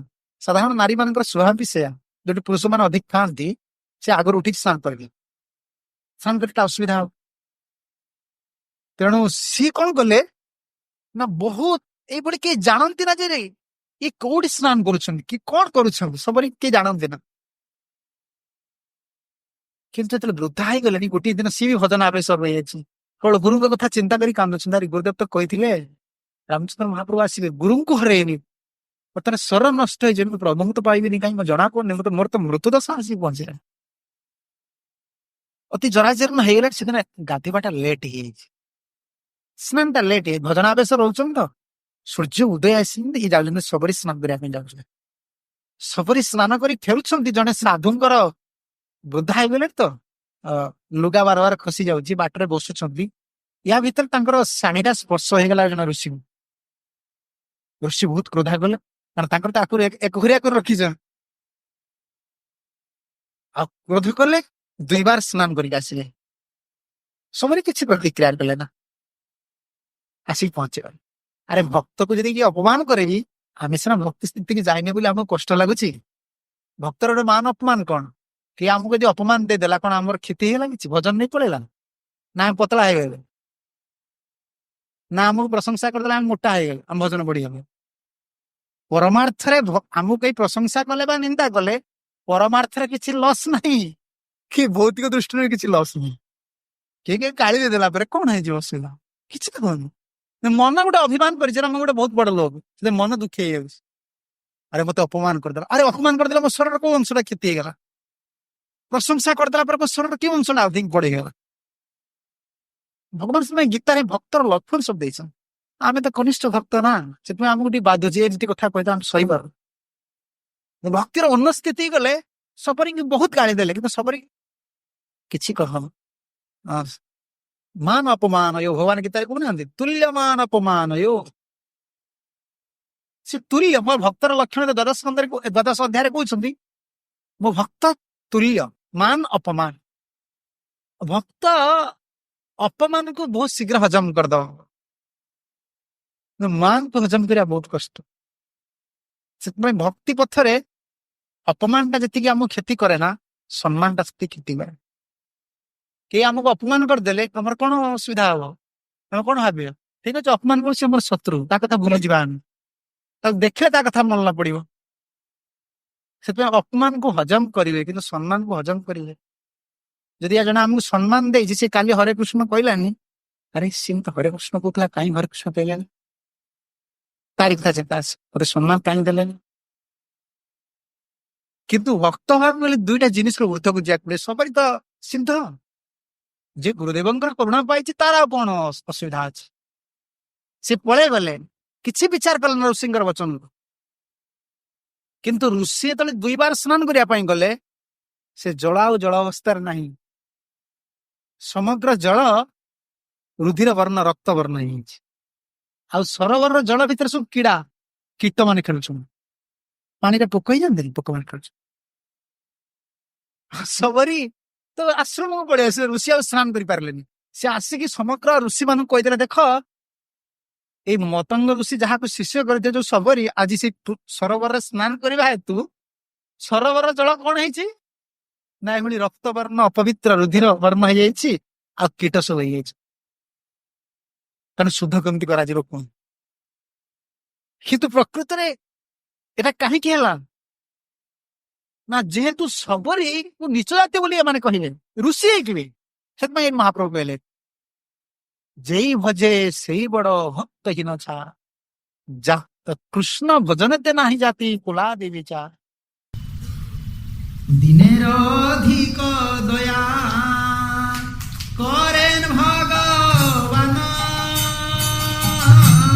দিনের অধিক দয়া করেন ভগবান, কুলীন পণ্ডিত ধনীর বড় অভিমান, কুলীন পণ্ডিত ধনীর বড় অভিমান। ଭଗବାନର ଦୟା କାହା ପ୍ରତି? ଦିନେର ଅଧିକ ଦୟା କରେନ ଭଗବାନ। ଯେ ଦିନ ସଂସାରରେ ନିଷ୍ପେଷିତ ବୋଲି ଜ୍ଞାନ କରୁଛି, ମୁଁ ନିଚ ଲୋକ, ମୋର ଭଜନ ବଳ ନାହିଁ, ମୋର କୌଣସି ଜ୍ଞାନ ନାହିଁ, ମୋ ଦୁରାଚାର ଦିନ, ତା ପ୍ରତି ଭଗବାନଙ୍କର ଦୟାଟା ପୂର୍ଣ୍ଣ। ଆରେ ସାଂସାରିକ କ୍ଷେତ୍ରରେ ଦେଖୁଛେ ନା, ମା କାହାକୁ ଭଲ ପାଉଛି? ମା ଭଲ ପାଠ ପଢିଆ ପିଲାକୁ, ସୁନ୍ଦର ପୁଅକୁ ଭଲ ପାଇବନି। ପୁଅଟା ପାରାଲିସିସ୍ ହେଇଯାଇଛି, ମା ଆଗେ ତା ଖାଇବା କଥା ବୁଝିବ, ତା ପାଇଁ ବ୍ୟାଙ୍କରେ ଆଗେ ରଖିବା ପାଇଁ ମା ବାପା ଯୋଜନା କରିବେ। ଜଡ ଜଗତରେ ଗୋଟିଏ ଅକ୍ଷମ ବ୍ୟକ୍ତି ଗୋଟେ ଦିନ ଲୋକକୁ ବି ସାହାଯ୍ୟ କରିବା ପାଇଁ ଜାଗତିକ ପିତା ମାତାର ଯେତିକି ସ୍ନେହ ସିଏ ପ୍ରୟାସ କରୁଛି। ଆଉ ଭଗବାନ କାହାକୁ କରୁଣା କରିବେ? ଯେ ଦିନ, ଯାହାର ଦୀନତା ଭାବ ଅଛି, ଯାହା ଆମର ଗୁରୁଦେବ କୁହନ୍ତି I am lowest of the low. ଜଗତରେ ଯଦି ସମସ୍ତଙ୍କର ଲିଷ୍ଟ କରାଯାଏ, ପାପୀ ମାନଙ୍କର ଶେଷ ଲିଷ୍ଟରେ ମୁଁ ଆସେ, ମୁଁ ସବୁଠୁ ବଡ ପାପୀ, ଅର୍ଥାତ୍ ପାପୀ ତାଲିକାର ସର୍ବୋଚ୍ଚ ଶୀର୍ଷରେ ମୁଁ ରହିବି। ଯେତେବେଳେ ଏଇ ଲେବଲକୁ ଜଣେ ଯିବ, ସେତେବେଳେ ଭଗବାନଙ୍କର ପ୍ରିୟ ହେଇପାରିବ। ଏଇ ମନୋଭାବ ପୂର୍ଣ୍ଣ ଭାବରେ ରହିବ, ଅଖଣ୍ଡ ଭାବରେ ମନ ଭିତରେ କେବେ ଉଦୟ ଭାବରେ ମୁଁ ଭକ୍ତ କରିବି, ସବୁରି ତ ସେୟା। ତା ପ୍ରତି ଯୋଉ ଅପରାଧ କରିଦେଲେ ଋଷି, ତାର ପରିଣାମ ହେଲା ସରୋବରର ଜଳ ସମ୍ପୂର୍ଣ୍ଣ ଉଦିର ବର୍ଣ୍ଣ ହେଇଗଲା, ରକ୍ତ ବର୍ଣ୍ଣ ହେଇଗଲା, ଆଉ କୀଟ ହେଇଗଲା। ତେଣୁ ଋଷି ମାନେ ସ୍ନାନ କରିପାରୁନାହାନ୍ତି, ଜଳପାନ କରିପାରୁନାହାନ୍ତି, ବଡ ଚିନ୍ତାରେ ଅଛ, ଆଉ ବହୁ କଷ୍ଟ ପାଉଛନ୍ତି। ଝରଣା ମାନଙ୍କୁ ଯାଉଛନ୍ତି, ଦୁର୍ଗମ ପଥରେ ଯାଇ ସ୍ନାନ କରୁଛନ୍ତି। ଏହି ସମୟରେ ତାର କିଛି ଦିନ ଭିତରେ, 2-3 ଦିନ ଭିତରେ ରାମଚନ୍ଦ୍ର ମହାପ୍ରଭୁ ଆସିକି ପହଞ୍ଚିଲେ। ଦେଖ, ଦିନେର ଅଧିକ ଦୟା କରେନ ଭଗବାନ। ଭଗବାନ ରାମଚନ୍ଦ୍ର ମହାପ୍ରଭୁ ଆସିଲେ, ଅଲଗା ଋଷି ମାନଙ୍କର ଆଶ୍ରମ ଗଲେନି, ମତଙ୍ଗ ଋଷିଙ୍କର ଆଶ୍ରମ ଆସିକି ପହଞ୍ଚି, ହାଜମ ବି ସବରୀ ଅଛି। ତେଣୁ ଋଷି ମାନଙ୍କର ଯୋଉ ଗର୍ବ ଥିଲା ଯେ ଭଗବାନ ଆମ ପାଖକୁ ଆସିବେ, ବା ଯଦି ଆସୁଛନ୍ତି ଦଶରଥ ତନୟ, ସେ ତ ସବୁ ସ୍ୱୟଂ ପ୍ରଭୁ ମର୍ଯ୍ୟାଦା ପୁରୁଷ ରାମଚନ୍ଦ୍ର, ଏଇଟା କି ମର୍ଯ୍ୟାଦା ଯେ ସିଏ ଶବରର ଆଶ୍ରମକୁ ଗଲେ? ଭଗବାନ ତ କରୁଣାମୟ ନା, ତେଣୁ ଶବରୀର ଆଶ୍ରମକୁ ଗଲେ ଏମାନଙ୍କର ଗର୍ବ ସବୁ ଭାଙ୍ଗିବ। ଏମାନେ ସମସ୍ତେ ଯାଇ ରାମଚନ୍ଦ୍ର ମହାପ୍ରଭୁଙ୍କୁ ଦର୍ଶନ କରିବା ପାଇଁ ଶବରୀଙ୍କ ଆଶ୍ରମରେ ଯାଇ ପହଞ୍ଚିଲେ। ଯେତେବେଳେ ପହଞ୍ଚିଲେ, ତାଙ୍କର ପ୍ରାର୍ଥନା, ଗୋଟିଏ ପ୍ରାର୍ଥନା ରହିଲା। କଣ ପ୍ରାର୍ଥନା? ନା ଋଷି ମାନଙ୍କ ପ୍ରଭୁ କହିଲେ, ସେ ତ ପ୍ରଭୁ ତ ରାଜା ରୋଲ କରୁଛନ୍ତି, ପ୍ରଭୁ କହିଲେ ଆଜ୍ଞା ଆପଣ ମାନେ ଋଷି, ଆପଣ ମାନଙ୍କର ସବୁ ଭଜନ କୁଶଳ ଅଛି ତ? ଆପଣ ମାନଙ୍କର କିଛି ଅସୁବିଧା ଅଛି କି କହ? ଋଷି ମାନେ କହିଲେ ଆଜ୍ଞା ଆମର କିଛି ଅସୁବିଧା ନାହିଁ। ସେତେବେଳେ ଶବରୀ କଥା ଆଉ କହୁନାହାନ୍ତି, କାହିଁ କହୁନାହାନ୍ତି? ନା ଶବରୀଙ୍କ ଆଶ୍ରମରେ ଯେହେତୁ ରାମଚନ୍ଦ୍ର ମହାପ୍ରଭୁ ଆସି ପହଞ୍ଚି ଗଲେଣି, ତାଙ୍କର ଫଳ ନୈବେଦ୍ୟକୁ ଗ୍ରହଣ କଲେଣି, ସେତେବେଳେ କେଉଁ କେଉଁ ହିସାବରେ କହିବେ ଯେ ଋଷି ମାନେ ଶବରୀ ଯେହେତୁ ସରୋବରରେ ସ୍ନାନ କରୁଛି, ଜଳ ଡାକି ରହିଯିବେ? କହିପାରିଲା ହେଲେ ଆଜ୍ଞା ସରୋବର ଜଳଟା କେମିତି ଶୁଦ୍ଧ କରାଯିବ? ରାମଚନ୍ଦ୍ର ମହାପ୍ରଭୁ କହିଲେ, ଶବରୀର ପାଦକୁ ଧରି ସମସ୍ତ ଋଷି ମାନେ ପ୍ରଣାମ କର, ସମସ୍ତେ ପ୍ରଣାମ, ମୋର ଅପରାଧ ହେଇଛି, ସମସ୍ତେ ପ୍ରଣାମ କର। କହିଲେ କେବେ ପ୍ରଣାମ କଲେ ହବନି, ତା ଶବରୀଙ୍କୁ ନେଇକି ଯାଅ, ତାର ପାଦ ଦୌତ କରି ଜଳକୁ ସରୋବରରେ ପକେଇବ, କାରଣ ସରୋବର ଜଳ ଯେଭଳି ଥିଲା ସେମିତିଆ। ଋଷିମାନେ ତାହିଁ କଲେ। ସାକ୍ଷାତ ଦେଖିଲେ ରାମଚନ୍ଦ୍ର ମହାପ୍ରଭୁଙ୍କର ଯେଉଁ ଆଦେଶ, ସେ ଆଦେଶ ପାଳନ କଲେ, ସାଙ୍ଗେ ସାଙ୍ଗେ ଜଳ ସ୍ୱଚ୍ଛ ହେଇଗଲା। ସେତେବେଳେ ଶବରର ମହାତ୍ମା ଜାଣେ। ତେଣୁ ମହାପ୍ରଭୁ ସନାତନକୁ ସେ କଥା କହୁଛନ୍ତି, ସନାତନ ତୁମେ ଯୋଉ ନିଜକୁ ଦିନ ଆଉ ନିଚ ବୋଲି ଭାବୁଛ, ମନେ ରଖ ଦିନେ ଅଧିକ ଦୟା କରେ ଭଗବାନ। ଦିନ ପ୍ରତି ଭଗବାନଙ୍କର ଦୟା ଅଧିକା, ଅଭିମାନ ପ୍ରତି ନାହିଁ। ଆଉ କାହାର ଅଭିମାନ ଏଇ କହୁଛନ୍ତି କୁଳୀନ। କୁଳୀନ ମାନେ ଯାହାର ବଂଶ ମର୍ଯ୍ୟାଦା ଅଛି, ସେ କହିବେ କୁଳୀନ ଲୋକ ଆମେ। ବ୍ରାହ୍ମଣ ଘର ଯଦି ହେଇଥିବ ସେଠି ଆମର କଣ କୁହନ୍ତି ଶାସନୀ ବ୍ରାହ୍ମଣ, ଆମର ବିଶ୍ଵ ବ୍ରାହ୍ମଣ। କି କ୍ଷତ୍ରିୟ ଘର ହେଇଥିବ ସେ କହିବେ ଆମେ ପଟ୍ଟନାୟକ ଘର। କାରଣ ତାଙ୍କର ବଂଶ ମର୍ଯ୍ୟାଦାର ଯୋଉ କୁଳୀନ, ତାଙ୍କର ଯୋଉ ପରମ୍ପରାଟା ଅଛି, ସେମାନେ ସେଥିପାଇଁ ଗର୍ବିତ, ଏମାନଙ୍କର ଅଭିମାନ ଅଛି। କୁଳୀନ, ପଣ୍ଡିତ ଆଉ ଧନୀ। ଯୋଉ ପଣ୍ଡିତ ଯେ ବହୁତ ଶାସ୍ତ୍ର ପଢେ ତାର ଅଭିମାନ ରହିବ। ମୁଁ ବହୁତ ବଡ ପଣ୍ଡିତ, ମୋଠୁ ଅଧିକ କିଏ ଜାଣନ୍ତି? ମୋଠୁ କେହି ଅଧିକ ଜାଣନ୍ତିନି। ଏ ସଂସାର ଏମିତି କିଛି ବସ୍ତୁ ଅଛି ଯିଏ କହୁଛି ମୋଠୁ କେହି ଅଧିକ ଜାଣନ୍ତିନି, ତାକୁ ଯଦି ପଚରାଯାଏ ଭାଇ ତୋଠୁ କେହି ସଂସାର ଅଧିକ ଜାଣନ୍ତି ନାହିଁ, କିନ୍ତୁ ତୋର ଲାଷ୍ଟ ଡେଟ୍ କେବେ ତୁ କହ, ସିଏ ଆଉ କିଛି କହିପାରିବେନି। ଆରେ ସବୁ ଜାଣିଛୁ, ତୋଠୁ ଅଧିକ ପଣ୍ଡିତ କେହି ନାହିଁ, କିନ୍ତୁ କେବେ ସଂସାରରୁ ବିଦାୟ ନେବୁ କହ। କି ପଣ୍ଡିତା, କିନ୍ତୁ ଅଭିମାନ, ଅଭିମାନ ଆସିବ। ସେଥିପାଇଁ ଅଭିମାନକୁ ଶାସ୍ତ୍ରରେ ସିଂହ ବୋଲି କୁହାଯାଇଛି। ଅନ୍ତର ଯଦି ଅଭିମାନ ଆସିଲା, ସେ ସିଂହ ଭଳି ସବୁ ସାଧନକୁ ଭାଙ୍ଗିକି ଚୁରମାର କରିଦବ। ମୁଁ ଏତେ ବର୍ଷର ଭକ୍ତ, ମୁଁ ଏହା କରିଛି, ମୁଁ ତା କରିଛି, ମୁଁ ଏତେ ଭକ୍ତ କରିଛି, ମୁଁ ଏଇଟା କରିଛି, ମୁଁ ସେଇଟା କରିଛି। ଅଭିମାନ ସମସ୍ତ ସାଧନକୁ ଚୂର୍ଣ୍ଣ କରିବାରେ ଏ ସିଂହ। ସେଥିପାଇଁ ନରୋତ୍ତମ ଦାସ ଠାକୁର ପ୍ରେମ ଭକ୍ତି ବାରେ ଦି ଜଣଙ୍କୁ ହତଭାଗା ବୋଲି କହିଲେ। କର୍ମୀ କି ହତଭାଗା ବୋଲି କହିଲେ, ଭକ୍ତ କି ହତଭାଗା ବୋଲି। ଭକ୍ତିର ସୂକ୍ଷ୍ମ ମର୍ମକୁ ସେ ରହସ୍ୟ ଉଦ୍ଘାଟନ କରିଛି। অজ্ঞান অভাগা যত নাহি লয় সতমত, অজ্ঞান অভাগা যত নাহি লয় সতমত, অহংকারে না জানে আপনা, অহংকারে না জানে আপনা, অভিমানী ভক্তহীন জগ মাঝে সেই দিন, অভিমানী ভক্তহীন জগ মাঝে সেই দিন, বৃথা তার অশেষ ভাবনা, বৃথা তার অশেষ ভাবনা। চন্দ্রিকারে নরোত্তম দাস ঠাকুর। ଦୁଇ ଜଣ ହଉଛନ୍ତି ହତଭାଗା। କିଏ ହତଭାଗା? ନା ଅଜ୍ଞାନ ଅଭାଗା ଯତ ନାହିଁ ଲଏ ସତ ମତ। ସାଧୁଙ୍କର ମତକୁ, ଏ ଭାଗବତର ମତକୁ, ହରିଙ୍କର ନାମ ଭଜ, ତାକୁ ଅଜ୍ଞାନୀ ଅଭାଗା, ଯୋଉମାନେ ଅଜ୍ଞାନରେ ପଡିଛି। ହଁ ମାନେ ପାଠ ପଢିଛନ୍ତି ଆମେ ମାନୁଛି, କି ଶୁଣିଲେ କଣ ଆମକୁ ସବୁ ଅଜ୍ଞାନ ବୋଲି କହୁଛନ୍ତି। ଭାଇ ଆପଣ ମାନେ ଡକ୍ଟର ହେଇପାରନ୍ତି, ଇଞ୍ଜିନିୟର ହେଇପାରନ୍ତି, ଜଡ ବିଦ୍ୟା, ଜଡ ବିଦ୍ୟା ନ ପଢିଥିବା ଲୋକ ବି ଧନ ରୋଜଗାର କରୁଛି।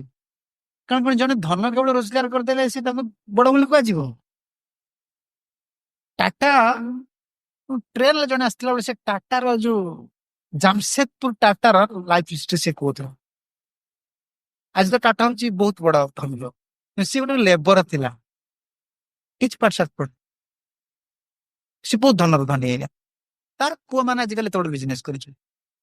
ଟଙ୍କା ରୋଜଗାର କରିଦେଲେ, କିଏ 50,000 ଦରମା ପାଇଲା, କିଏ ଲକ୍ଷେ ଦରମା ପାଇଲା, ତାଙ୍କୁ ବୋଲି ଜ୍ଞାନୀ ବୋଲି କୁହାଯିବ କି? ନା।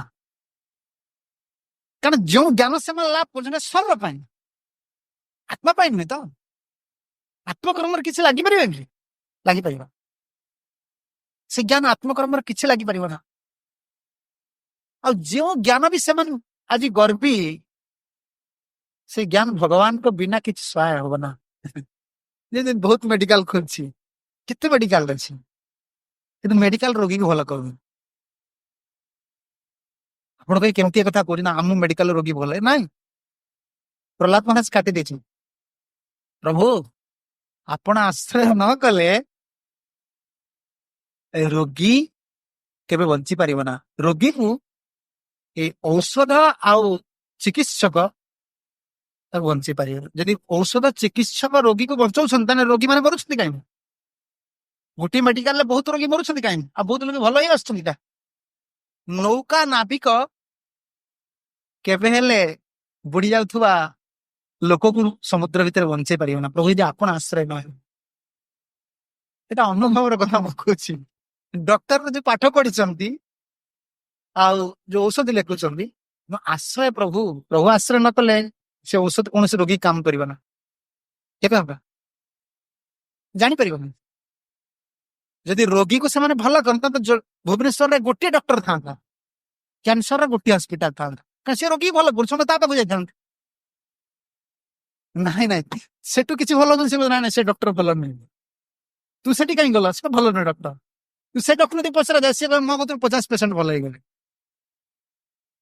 आश्रय प्रभु जो जड़ा विद्या अच्छी आपको किसी साहाଯ୍य कर अज्ञान अभाव आ जाता भगवत ज्ञान जे लाभ कर प्रभु को जे आश्रय कर ज्ञानी जे संसार जे बापा को जाने ना से कहे मु संसार सब किसी जाने ताकि पचरा जाए हु इज योर फादर कहे मुझे जाने आई डोंट नो तो ज्ञानी बोली कह प्रभुपाद उदाहरण दिखाते जन कह सी I am a doctor I am engineer I am American I am this and that तक पचरा what is your father's name I don't know अरे तोर बापा ना तो जानी नो मु इंजीनियर मु अमेरिकन तमन तो एक बोगस एते पाठ पढ़ी पचरा जाए तुम्हें कहा इस सृष्टि का तुम्हें कहा भगवान के नाम जान तुम्हें कहा तो बापा को जान अज्ञान अभागा जत हतभागा सेना जन भगवान को आश्रय करो ना नाही लय सत मत से स्वतंत्र मत ये द्वादश महाजन मैंने जो मत देते नरोत्तम दास ठाकुर को से मत को ग्रहण करना कहीं ग्रहण करना ना अहंकार ना जाने अपना जो अभिमान सिंह अंतर भीतर रही सब साधन को भांगी चुरपात कर अहंकार ना जाने अपना एवं ये कर्मी कहले भक्त कौन कहले अभिमानी भक्त हीन जग माझे से दिन भक्त भीतर किए दिन किए हीन जार अभिमान अच्छे वृथा तार अशेष भावना सी जे प्रभु को प्राप्त हो ये वृथा वृथा अभिमान बहु बड़ भजन में क्षति कर महाप्रभु ये कहते गुली आ कौन कहले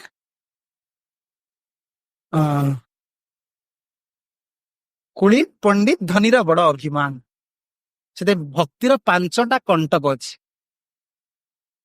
जत्न सहकार त्याग कर बहुत कंटक अच्छी ता भर प्रथम आस जाति विद्या महत्व ये अभिमान ये सब गोटे अभिमान रूप यौवन एवं जत्रेण परितस्तज्या पंच एव भक्ति कंटका ये 5टा भक्तिर कंटक कौन कौन जाति जातिर अभिमान द्वितीय विद्यार अभिमान ये भी भक्तिर भावी मुझे बहुत सुंदर काम कर दौचन दे पार्टी गीत गाई पार्टी यहीटा कर विद्या ये गोटे कंटक कंटाटा फोड़ी पादरे किए सुख पाच से जो काम कर कि कंटाटा काढ़ी शांति पाइबनी ये 5टा कंटक भक्ति जाति विद्या यौवन यौवन युवक बयस ये गोटे कंटक जाति विद्या यौवन हाँ जाति विद्या महत्व रूप यौवन जाति विद्या महत्व गुरुत्व लोक कहीं मो पर गुरुत्व दौना मो कथा कहीं शुणुना मत कहीं प्रणाम करना मत कहीं सम्मान मिलूनी महत्व भाव जार अच्छे बढ़वार भावना जार अच्छे भक्ति करिया बहुत कष्ट आचार्य मैंने बहुत सूक्ष्म जिनिस रचना कर चैतन्य चरितमृत गोटे गोटे पयर जदि व्याख्या करा जो भागवत ठू भी बड़ी क्या हम एत सुंदर सुंदर पता कहते ये अभिमान कौन आचार्य टीका रचना कर बहुत सुंदर सुंदर भागवत वाणी के आलोचना कर तेणु जाति विद्या महत्व रूप सुंदर रूप जार अच्छे भी भगवान को भजन कर कष्ट बहुत कष्ट पाए सुंदर रूप सीना तिलक टे मारिया पूर्व 10 बार से अना को देखियो कौन करिया ये गोटे कौन एमती जिनस लगे नाकरे ताको भी बहुत बड़ चिंता लगे बेकार गोटे माली कौन लगे ଯୌବନ ଅଛି ଯୌବନ ଗୋଟେ ରୂପ ପଞ୍ଚବିକାର ଚିତ୍ର ପ୍ରତିମା ପାଏ ଦିଶୁ ସୁନ୍ଦର ଚିରି ଭିତରେ ଦେଖ କିନାର ଥାଏ ଆରେ ଚିତ୍ର ପ୍ରତିମା ଭଳିଆ ଗୋଟେ ଷ୍ଟାମ୍ପ ଭଳିଆ ଦେଖାଉଛନ୍ତି ଆରେ ଦି ଚାରିଟା ଡାଇରିଆ ହେଇଗଲେ ବାନ୍ତି ହେଇଗଲେ ସରିଗଲା ଆଉ କିଛି ନଥିବ ଦେହରେ ଦୁଇ ଚାରିଟା ଡାଇରିଆ ହେଇଗଲେ ଝାଡା ଚାଲିଗଲେ ବା ବାନ୍ତି ହେଇଗଲେ ବା ଜନ୍ମାଷ୍ଟମୀ ଭଳି ଦିଟା ଉପବାସ କରିଦେଲେ ଯୌବନ ସରିଗଲା ରୂପ ସରିଗଲା ହଉଛି ନା ଏସବୁ ବହୁତ ବଡ କଣ୍ଟକ ଏଠି କହୁଛନ୍ତି ସେ ଜାତି ବିଦ୍ୟା ମହତ୍ୱମ ଚ ରୂପ ଯୌବନ ଏବ ଚ ଯତ୍ରେନ ପରିତସ୍ତଜ୍ୟା ପଞ୍ଚ ଏବ ଭକ୍ତି କଣ୍ଟକା ଯତ୍ନ କରିକି ସାଧକ ଏ ପାଞ୍ଚଟା ଜିନିଷ ତ୍ୟାଗ କରିବ କାରଣ ଇଏ ଭକ୍ତିର କଣ୍ଟକ ମହାପ୍ରଭୁ ସନାତନ କହୁଛନ୍ତି ସନାତନ ତୁମେ ଯୋଉ ନିଚ ଜାତିର ଭାବିକି ଏତେ ଦିନ ବୋଲି ମନେ କରୁଛ ନା ଦିନେର ଅଧିକ ଦୟା କରେନ୍ ଭଗବାନ କୁଳୀନ ପଣ୍ଡିତ ଧନୀର ବଡ ଅଭିମାନ ଧନୀ ହେଲେ ବି ବଡ ଅଭିମାନ ଅଛି ଧନୀ ଲୋକ ବି ଭକ୍ତ ହବା ଆଉ ଧନୀ ଭକ୍ତ ହେଇକି ଭଜନ କରିବା ଟିକେ କଷ୍ଟ ଲାଗେ କଷ୍ଟ ଶାସ୍ତ୍ରକୁ ଶାସ୍ତ୍ର ପ୍ରଭୁଙ୍କୁ କେହି ଅବିଶ୍ୱାସ କରିବା ଉଚିତ ନୁହେଁ ଆଉ କିଏ ଧନୀ ହେଇ ଯଦି ଭଗବାନଙ୍କର ଭଜନ କରୁଛି ଆଉ ଭଜନ କଲେ ଭିତରେ ଅତି ଦୈନ୍ୟରେ ଭଜନ କରୁଛି କଣ କହିଲେ ଭକ୍ତିବିନୋଦ ଠାକୁର ତାଙ୍କ ଭଜନରେ ଯଦି ଥାକେ ବହୁ ଧନ ତବେ ଅବେ ଅକିଞ୍ଚନ ତାପରେ ବୈଷ୍ଣବେର କର ଉପକାର ବୈଷ୍ଣବ ଭଜନ ଗୁଡିକୁ ମନେ ରଖିବାକୁ ପଡିବ ଜାଣିବାକୁ ପଡିବ ମନ ତ ଟିକେ ବେଳେ ବେଳେ ୱାର୍ଣ୍ଣିଂ ଦେବାକୁ ପଡିବ ସତର୍କ କରିବାକୁ ପଡିବ ଯେ ଭକ୍ତିବିନୋଦ ଠାକୁର କହୁଛନ୍ତି ଠିକ ଅଛି ଧନ ତୁମର ଅଛି ଯଦି ଥାକେ ବହୁ ଧନ ତବେ হবে ଅକିଞ୍ଚନ ଯାହାର ବହୁତ ଧନ ଅଛି ସେ ଅକିଞ୍ଚନ ହବ କିଭଳି ଅକିଞ୍ଚନ ନା ବୈଷ୍ଣବର କର ଉପକାର କେଉଁ ବୈଷ୍ଣବ ଗରିବ ବୈଷ୍ଣବ ଅଛି ତାର ଘର ନାହିଁ ତା ପାଇଁ ଘର କରିଦେଇ ତାର ଭୋଜନ କରିପାରୁନି ତାର ଅର୍ଥ ଦେବି ତାର ଝିଅ ବି ବାହାରି ପାରୁନି ଝିଅ ବାହାର କରିଦେବି ବୈଷ୍ଣବ ଭୋଜନ ଦେବି ତାକୁ ବସ୍ତ୍ର ଦେବି ବୈଷ୍ଣବ ସେବା ବୈଷ୍ଣବର କର ଉପକାର ସେ ରଚନା ଧନୀ ଲୋକ ଟିକେ ଭଜନ କରିବା କଷ୍ଟ ହବ କାରଣ ଧନର ଗୋଟେ ଆବେଶ ରହିବ ସେଥିପାଇଁ ଅଭିମାନ ଗୋଟେ ରୁହେ ମହାପ୍ରଭୁ କହୁଛନ୍ତି ଦେଖ ତୁମେ ତ ଧନକୁ ତ୍ୟାଗ କରିକି ଆସିଛ ଆଉ ପଣ୍ଡିତ ତୁମେ ତ ପ୍ରଥମରୁ କହିଲେ କେ ଆମେ କେନେ ମରେ ଯାରେ ତା ପତ୍ର ଏହା ନାହିଁ ଜାଣି ଆମର କେମନ ହିତ হয় ପ୍ରଥମେ ପ୍ରଶ୍ନ ପଚାର ମୁଁ କିଏ ମୁଁ ଜାଣିନି ତୁମେ ତ ନିଜକୁ ପଣ୍ଡିତ ବୋଲି ତୁମର କେବେ ଅଭିମାନ ନାହିଁ ଏବଂ ମହାପ୍ରଭୁଙ୍କୁ ସିଧା କହିଲେ ଦଶାଶ୍ୱମେଧ ଘାଟରେ ପ୍ରଭୁ ଗାଁ ଲୋକମାନେ ମତେ କହୁଛନ୍ତି ବହୁତ ବଡ ପଣ୍ଡିତ ବୋଲି କିନ୍ତୁ ମୁଁ ଜାଣିନାହିଁ ମୁଁ କିଏ କେମିତି ମୁଁ ପଣ୍ଡିତ ହେଲେ ଆପଣ କହିଲେ ମହାପ୍ରଭୁ ବହୁତ ଖୁସି ହେଇଗଲେ କହିଲେ ବାହ ସନାତନ ତୁମ ଭଳି ବିଦ୍ୱାନ ସଂସାରରେ କେହି ନାହିଁ ତୁମକୁ ସମସ୍ତେ ପଣ୍ଡିତ ବୋଲି କହୁଛନ୍ତି କିନ୍ତୁ ତୁମେ କହୁଛ ମୁଁ କିଏ ମୁଁ ଜାଣିନି ମହାପ୍ରଭୁ ଖୁସି ହେଇଗଲା ହଁ ଇଏ ହଉଛି ପଣ୍ଡିତର ଭାବ ସନାତନ ତୁମେ ଧନୀ ବି ନୁହଁ ତୁମେ ପ୍ରଧାନମନ୍ତ୍ରୀ ଥିଲ କିନ୍ତୁ ଗୋଟିଏ ବସ୍ତ୍ର ଛଡା କିଛି ଧରିକି ଆସିନ ତୁ ଈଶାନ ତୁମ ସାଙ୍ଗରେ ଆସିଥିଲା 7ଟି ମୁଦ୍ରା ନେଇ ତୁମ ପୋଷିବା ପାଇଁ କାଳେ ତୁମର ବାଟରେ କିଛି ଦରକାର ପଡିବ ବୃନ୍ଦାବନ ଏକା କେମିତି ରହିବ 7 ମୁଦ୍ରା ସହିତ ତାକୁ ଫେରେଇଦେଲ ଘରକୁ ଆଉ ତୁମେ ଧନୀ ବି ନୁହଁ ଆଉ କୁଳୀନ ତ ନୁହଁ କାରଣ ନିଜକୁ ନିଚ ବୋଲି ମ୍ଲେଚ୍ଛ ବୋଲି କହୁଛ ଆଉ ତୁମର ଅଭିମାନ କେମିତି ଅଛି କହିଲେ ତାହେଲେ ପ୍ରଭୁ କୁହନ୍ତୁ ତାର ଭଜନ କେମିତି କରିବି ମହାପ୍ରଭୁ ସେ କହୁଛନ୍ତି ଭଜନ मेरा मध्य श्रेष्ठ नवविधा भक्ति भजनेरा मध्य श्रेष्ठ नवविधा भक्ति कृष्ण प्रेम कृष्ण गीते धरे महाशक्ति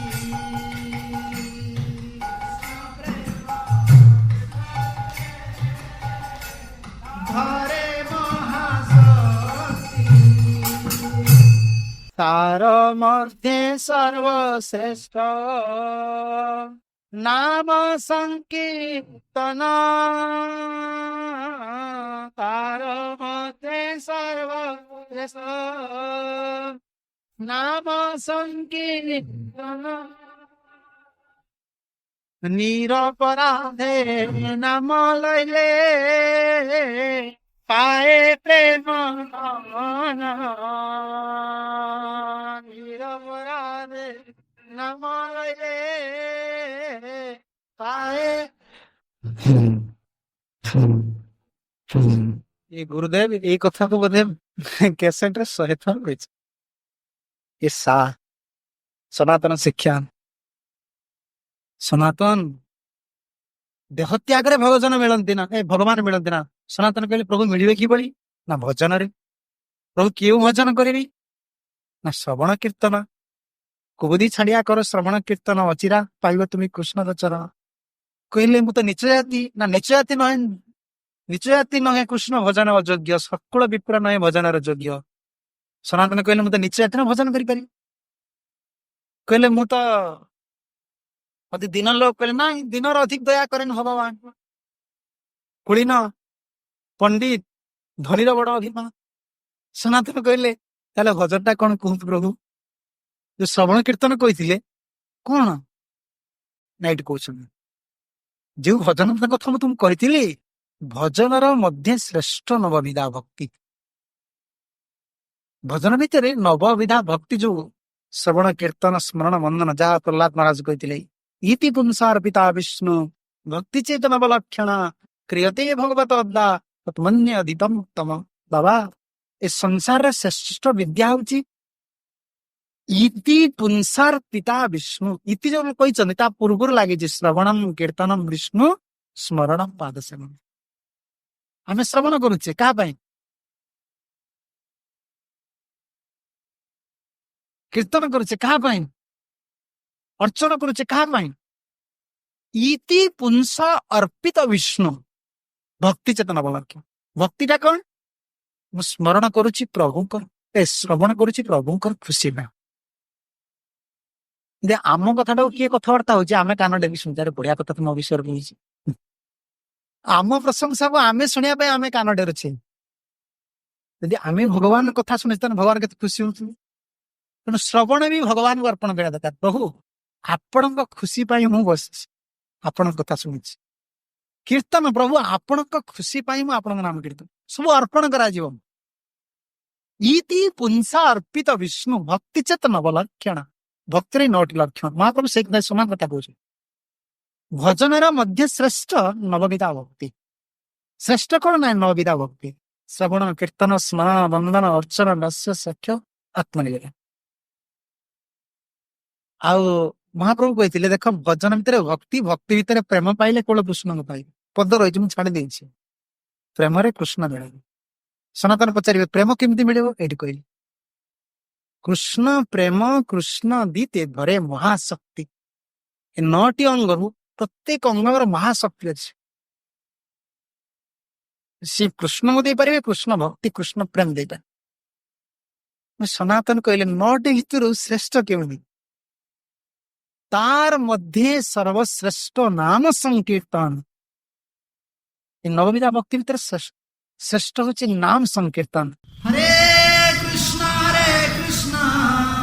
कृष्ण कृष्ण हरे हरे हरे राम राम राम हरे हरे। जने कहब ताले गीते काम तान सेवा पत्र करिया दरकार ये तो आम नाम गली गला आपण बहुत गुरुत्व देवे प्रवचन बेले नाम नाम महिमा पाइब जो श्रवण पर आसे श्रवण महिमा पाइब। जदि जड़े डीएवी स्कूल पिला तार मैथमेटिक्स अच्छी साइंस अच्छी इंग्लिश अच्छी सी यदि कह इंग्लिश टीचर आसी कह इंग्लिश टू आउ बड़ पाठ किसी ना कारण इंग्लिश पढ़ले तुम फरेन लोक सान कथा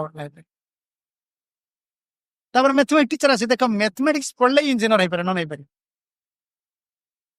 जो वैज्ञानिक सार आसवे ए साइंस टीचर आस सी कह विज्ञान पढ़ी को डॉक्टर हो पारे तेना छुआ कह सब सार आसी गोटे गोटे कथा कहते सी कौन छुआ कौन कर गोटे पाठ पढ़ी ना मो डॉक्टर भी गोटे पाठ पढ़ी सब पाठ तक पढ़ा पड़े कारण से फास्ट जे फास्ट आम इच्छा तक सब पाठ पढ़ा मैट्रिक सर्टिफिकेट मिले तापर तो डॉक्टर को जो ब्रांच को आगे सर्टिफिकेट पार हो କିନ୍ତୁ ଜଣେ ସିରିୟସ ଷ୍ଟୁଡେଣ୍ଟ ପାଇଁ, ଜଣେ ଗମ୍ଭୀର ଛାତ୍ର ପାଇଁ ସବୁ ଅଙ୍ଗ ଗୁରୁତ୍ୱ, ସବୁ ଅଙ୍ଗ। କିନ୍ତୁ ଶ୍ରବଣ କୀର୍ତ୍ତନ ତ ମୁଖ୍ୟ ଅଙ୍ଗ ହେଇକି ରହିବ। ଜୀବ ଗୋସ୍ୱାମୀ ଯେତେବେଳେ ସନ୍ଦର୍ଭରେ ରଚନା କଲେ, ତାର ମଧ୍ୟ ସର୍ବଶ୍ରେଷ୍ଠ ନାମ ସଂକୀର୍ତ୍ତନ କେମିତି କୁହାଗଲା ନା, ସର୍ବ ଅଙ୍ଗ ଭିତରେ ନାମ ରହିବେ ପ୍ରାଧାନ୍ୟ। ଅର୍ଚ୍ଚନା କରାଯିବ, ଅର୍ଚ୍ଚନାର ପ୍ରାଧାନ୍ୟ ଅଙ୍ଗ କିଏ? ନାମ। ନାମ ବିନା ଅର୍ଚ୍ଚନା ଫଳ ଦେଇପାରିବେ। ପୂଜାରୀ ସବୁ ପଢିବ, ଓମ ପବିତ୍ର ପବିତ୍ର ବା ସର୍ବସ୍ଥା ଗତବ୍ୟ ସବୁ ପଢିବେ। ତାପରେ ଓମ ସହସ୍ର ପୁରୁଷା ସହସ୍ରାକ୍ଷମ ସହସ୍ରପାଦମ ସବୁ ଅର୍ଚ୍ଚନ କରିବେ, ତୁଳସୀ ଦେବ ସବୁ କରିବେ। କିନ୍ତୁ ନାମ କୀର୍ତ୍ତନ ନ କଲେ ସେ ଅର୍ଚ୍ଚନାର ଫଳ ତାଙ୍କୁ ମିଳିବ। କଳିଯୁଗରେ ନାମ, ଜୀବ ଗୋସ୍ୱାମୀ ସନ୍ଦର୍ଭ ରଚନା କଲେ ସବୁ ନାମ ସହିତ। ଶ୍ରବଣ ଆମେ କରୁଛେ, ଆରମ୍ଭରେ ନାମ, ଶେଷରେ ନାମ। ନାମ ମୁକ୍ତ ଅଙ୍ଗ ହେଇକି ରହିବେ, ତା ଅର୍ଥ ଏହା। ତା ମାନେ ନୁହେଁ ଯେ ନାମ କରିଦେବି ମୁଁ ଆଉ କିଛି କରିନି। ଆମେ ତ କରି ପାରିବାନି 24 ଘଣ୍ଟା ନାମ କଣ କରିପାରିବା? କରି ତ ପାରିବାନି। 24 ଘଣ୍ଟା କଥା କହିପାରିବା, ନାମ କରିବା ସହଜ ନୁହେଁ। ତାର ମଧ୍ୟ ସର୍ବଶ୍ରେଷ୍ଠ ନାମ ସଂକୀର୍ତ୍ତନ, ସର୍ବଶ୍ରେଷ୍ଠ ଯୋଉ ନାମ ସଂକୀର୍ତ୍ତନ କୁହାଗଲା, ତା ଭିତରେ ଗୋଟିଏ ଜିନିଷ ରଖାଗଲା, ବହୁତ ସାବଧାନ। ନିରପରାଧ ନାମ ଲଇଲେ ପାଏ ପ୍ରେମ। ନାମ ସଂକୀର୍ତ୍ତନ ଯୋଉ ଫଳ ମିଳିବ, ନିରପରାଧ ପ୍ରେମ ମିଳିବ, ନହେଲେ ଧର୍ମ ଅର୍ଥ କାମ ମିଳିବ। ମହାପ୍ରଭୁ ଯେତେବେଳେ ଶିକ୍ଷା ସିଷ୍ଟମ ରଚନା କଲେ, ଭକ୍ତି ମାରଣୀକୁ ବହୁ ବୋଲି କହିଲେ। ତେଣୁ ବଧୁ ଲକ୍ଷଣ ଯେତେବେଳେ ଆଚାର୍ଯ୍ୟ ମାନେ ଟୀକା ଗଲେ, ସେଠି ସବୁ କଥା ଲେଖିଛନ୍ତି। ସେଠି ସେବା ପରେ ଆଣିବେ ଲେଖିଛନ୍ତି। କହିଲେନି ପ୍ରଥମ କଣ? ଚେତୋ ଦର୍ପଣ ମାର୍ଜନମ ଭବ ମହାଦାବାଗ୍ନି ନିର୍ବାପଣମ ଶ୍ରେୟ କୈରବ ଚନ୍ଦ୍ରିକା ବିତರಣମ ବିଦ୍ୟା ବଧୁ ଜୀବନମ। ବିଦ୍ୟା ବଧୁ ଜୀବନ କିଏ? ବିଦ୍ୟା ରୂପକ, ଭକ୍ତି ରୂପକ ବହୁର ଜୀବନ କିଏ? ଶ୍ରୀଖ୍ରୀଷ୍ଟକୁ ଡେଲି ପଢୁଛଟି ଆମେ। ବିଦ୍ୟା ରୂପକ କଣ କହିଲେ? ବିଦ୍ୟା ବଧୁ ଜୀବନ, ଭକ୍ତି ରୂପକ ବହୁର ଜୀବନ କିଏ? ନା, ପ୍ରଭୁଙ୍କର ନାମ ହଉଛି ବିଦ୍ୟା ବଧୁ ଜୀବନ। ସପ୍ତ ଜିହ୍ୱା ଭକ୍ତିନାଥ ଠାକୁର ସ୍ୱତନ୍ତ୍ର ଶିକ୍ଷାଷ୍ଟକ ଉପରେ ହାସ୍ୟ ରଚନା କଲେ। ସପ୍ତ ଜିହ୍ୱା ସଂକୀର୍ତ୍ତନ ଗୁରୁଦାମ ଗୋଟେ କେସେଟ ଅଛି। ସପ୍ତ ଜିହ୍ୱା 7ଟା ଫଳ କେମିତି ମିଳୁଛି? ବହୁକୁ, ଭକ୍ତି ମହାରାଣୀଙ୍କୁ ବହୁ ସହିତ ତୁଳନା କଲା, ତୁଳନା କରାଗଲା ବଧୁ। ଏ ଭକ୍ତି ରୂପକ ବଧୁର ଜୀବନ କିଏ? ନା ନା, ବହୁ। ବହୁର ଗୁଣ କଣ? ନୂଆ ବହୁଟା ଘରକୁ ବସିବ, ସିଧା ହେଇ ଚାଲିବ। ଆଜିକାଲି ବହୁ କଥା କୁହାଯାଉନି, ଏ ପୁରୁଣା କାଳିଆ ବଧୁ ମାନଙ୍କର କଥା କୁହାଯାଉଛି। ବିଦ୍ୟା ବଧୁ ଜୀବନ, ବଧୁର ପ୍ରଥମ ଶୋଭା ସିଏ ଆମେ ତ ଦେଖିଛୁ, ଛୋଟ ପିଲାମାନେ ଦେଖିଛୁ। ବୋହୂକୁ ଯେତେବେଳେ ଝିଅଟା ଯେତେବେଳେ ନିଆଯିବ ହାତ ଗଣ୍ଠି ପକେଇବା ପାଇଁ, ସିଏ ବି ବାଙ୍କି ବାଙ୍କିକି ଯିବ, ସେଠି ସିଧା ହେଇକି ଯାଏ। କାହିଁକି? ନମ୍ରତା, ନମ୍ରତା ତାର ଲକ୍ଷଣ। ଘରକୁ ଗଲେ ସବୁବେଳେ ଆମର ସେଥିପାଇଁ ଗୁରୁଜନ ମାନେ ବସିଥିଲା ସମୟରେ ଗଲାବେଳେ ହାତ ଦେଇକି ଯାଅ, ବାଙ୍କିକି ଯାଅ। ବୋହୂର ଯେମିତି ଗୁଣ, ଭକ୍ତର ସେମିତି ଗୁଣ। ଯେ ନାମ ସଂକୀର୍ତ୍ତନକାର, ତାର ଜୀବନ ହେଲା ନା ବହୁ ସେବା ପରାୟଣ, ନମ୍ର, ବହୁ ସମସ୍ତଙ୍କୁ ସମ୍ମାନ ଦବ। ଚାକର କି କଡା କଥା କହିଲେ, କାରଣ ମୁଁ ଆସିଛି ନା, ସମସ୍ତଙ୍କୁ ସମ୍ମାନ ଦବ, ସେବା ପରାୟଣ, ନମ୍ର, ଆଉ କିଛି ଭୁଲ କରିବାକୁ ଚେଷ୍ଟା କରିବାନି, ସବୁବେଳେ ତତ୍ପରା, ସ୍ୱାମୀ ଭକ୍ତ, ଆଉ ଗୃହରେ ସମସ୍ତଙ୍କୁ ସନ୍ତୁଷ୍ଟ ରଖିବା ପାଇଁ ଚେଷ୍ଟା କରିବ। ଏ ବଧୁର ସବୁ ଯେମିତି ଲକ୍ଷଣ, ନାମ ନିରପରାଧରେ ନାମ କଲେ ଜଣଙ୍କ ଅନ୍ତରରେ ଏଇ ଭାବନା ଗୁଡାକ ଆସେ। ଏଗୁଡାକ ଆସୁନି ମାନେ ଆମେ ବୁଝିବାକୁ ପଡିବ, ଆମେ ନିରପରାଧ ନାମ କରୁନୁ, ନମ୍ରତା ଗୁଣ ଆସୁନି, ସେବା ପରାୟଣ ଭାବ ଆସୁନି। ବହୁ ରାତି ସମସ୍ତେ ଖାଇକି ଶୋଇବେ, ବାସନ ମାଜିବ, ଗୋବର ପାଣିରେ ଲିପିବ, ପୁଣି ଯାଇକି ସ୍ୱାମୀ ଶୋଇଥିବେ ସ୍ୱାମୀର ପାଦକୁ ସମ୍ଭାଳନ କରିବ, ସ୍ୱାମୀ ଆଦେଶ ଦେଲା ପରେ ଶୋଇବ, ପୁଣି ଉଠିବ କେତେବେଳେ? ଆଗେ ସେବା ପରେ ଏଇ ବଧୂ ସହିତ ତୁଳନା କରିକି ସୂଚନା ଦେଇଦେଲେ, ନାମ କଲା ମାନେ ଏଇ ଗୁଣ ଗୁଡିକ ଅନ୍ତର ଭିତରେ ଆସିବ। ଆଉ କେଉଁଥିରେ ଭଗବାନ ମିଳିବେ? ମହାପ୍ରଭୁ ସନାତନ କହୁଛନ୍ତି, ନିରପରାଧ ନାମ ଲଇଲେ ପାଏ ପ୍ରେମ ଧର। ତାର ମଧ୍ୟ ସର୍ବଶ୍ରେଷ୍ଠ ନାମ ସଂଗୀତ। କାଲି ୟା ବିଷୟରେ ଅଧିକ ନାମ ବିଷୟରେ କୁହାହବ। ଆଜି ବି ବହୁତ ସୁନ୍ଦର ଭଜନ ପ୍ରେମାନନ୍ଦ ଠାକୁର ପ୍ରେମାନନ୍ଦ ଦାସ ରଚନା କରିଛି। ବହୁତ ସୁନ୍ଦର ନାମ ନାମ କିଭଳି କଳିଯୁଗରେ ଶ୍ରେଷ୍ଠ। କତେକ କତେକ ସୁକୃତି ଫଳେ ମାନୁଷ ଉତ୍ତମ କୂଳେ କତେକ ସୁକୃତି ଫଳେ ମାନୁଷ ଉତ୍ତମ କୂଳେ ତାହାତେ ଭାରତ ବର୍ଷେ ଜନ୍ମ ତାହାତେ ଭାରତ ବର୍ଷେ ଜନ୍ମ ଧନ୍ୟ କଳି ଯୁଗ ତାତେ ଶ୍ରୀକୃଷ୍ଣ ଚୈତନ୍ୟ ଜାତେ ଧନ୍ୟ କଳି ଯୁଗ ତାତେ শ্রীকৃষ্ণ চৈতন্য তাতে প্রকাশিলা নাম মাত্র ধর্ম প্রকাশিলা নাম মাত্র ধর্ম କେତେ ବଡ ସୁଯୋଗ ଆମକୁ ମିଳିଛି। ପ୍ରଭୁପାଦ ସେଥିପାଇଁ ଗୋଟିଏ କଥା କୁହନ୍ତି, chant Hare Krishna and be happy.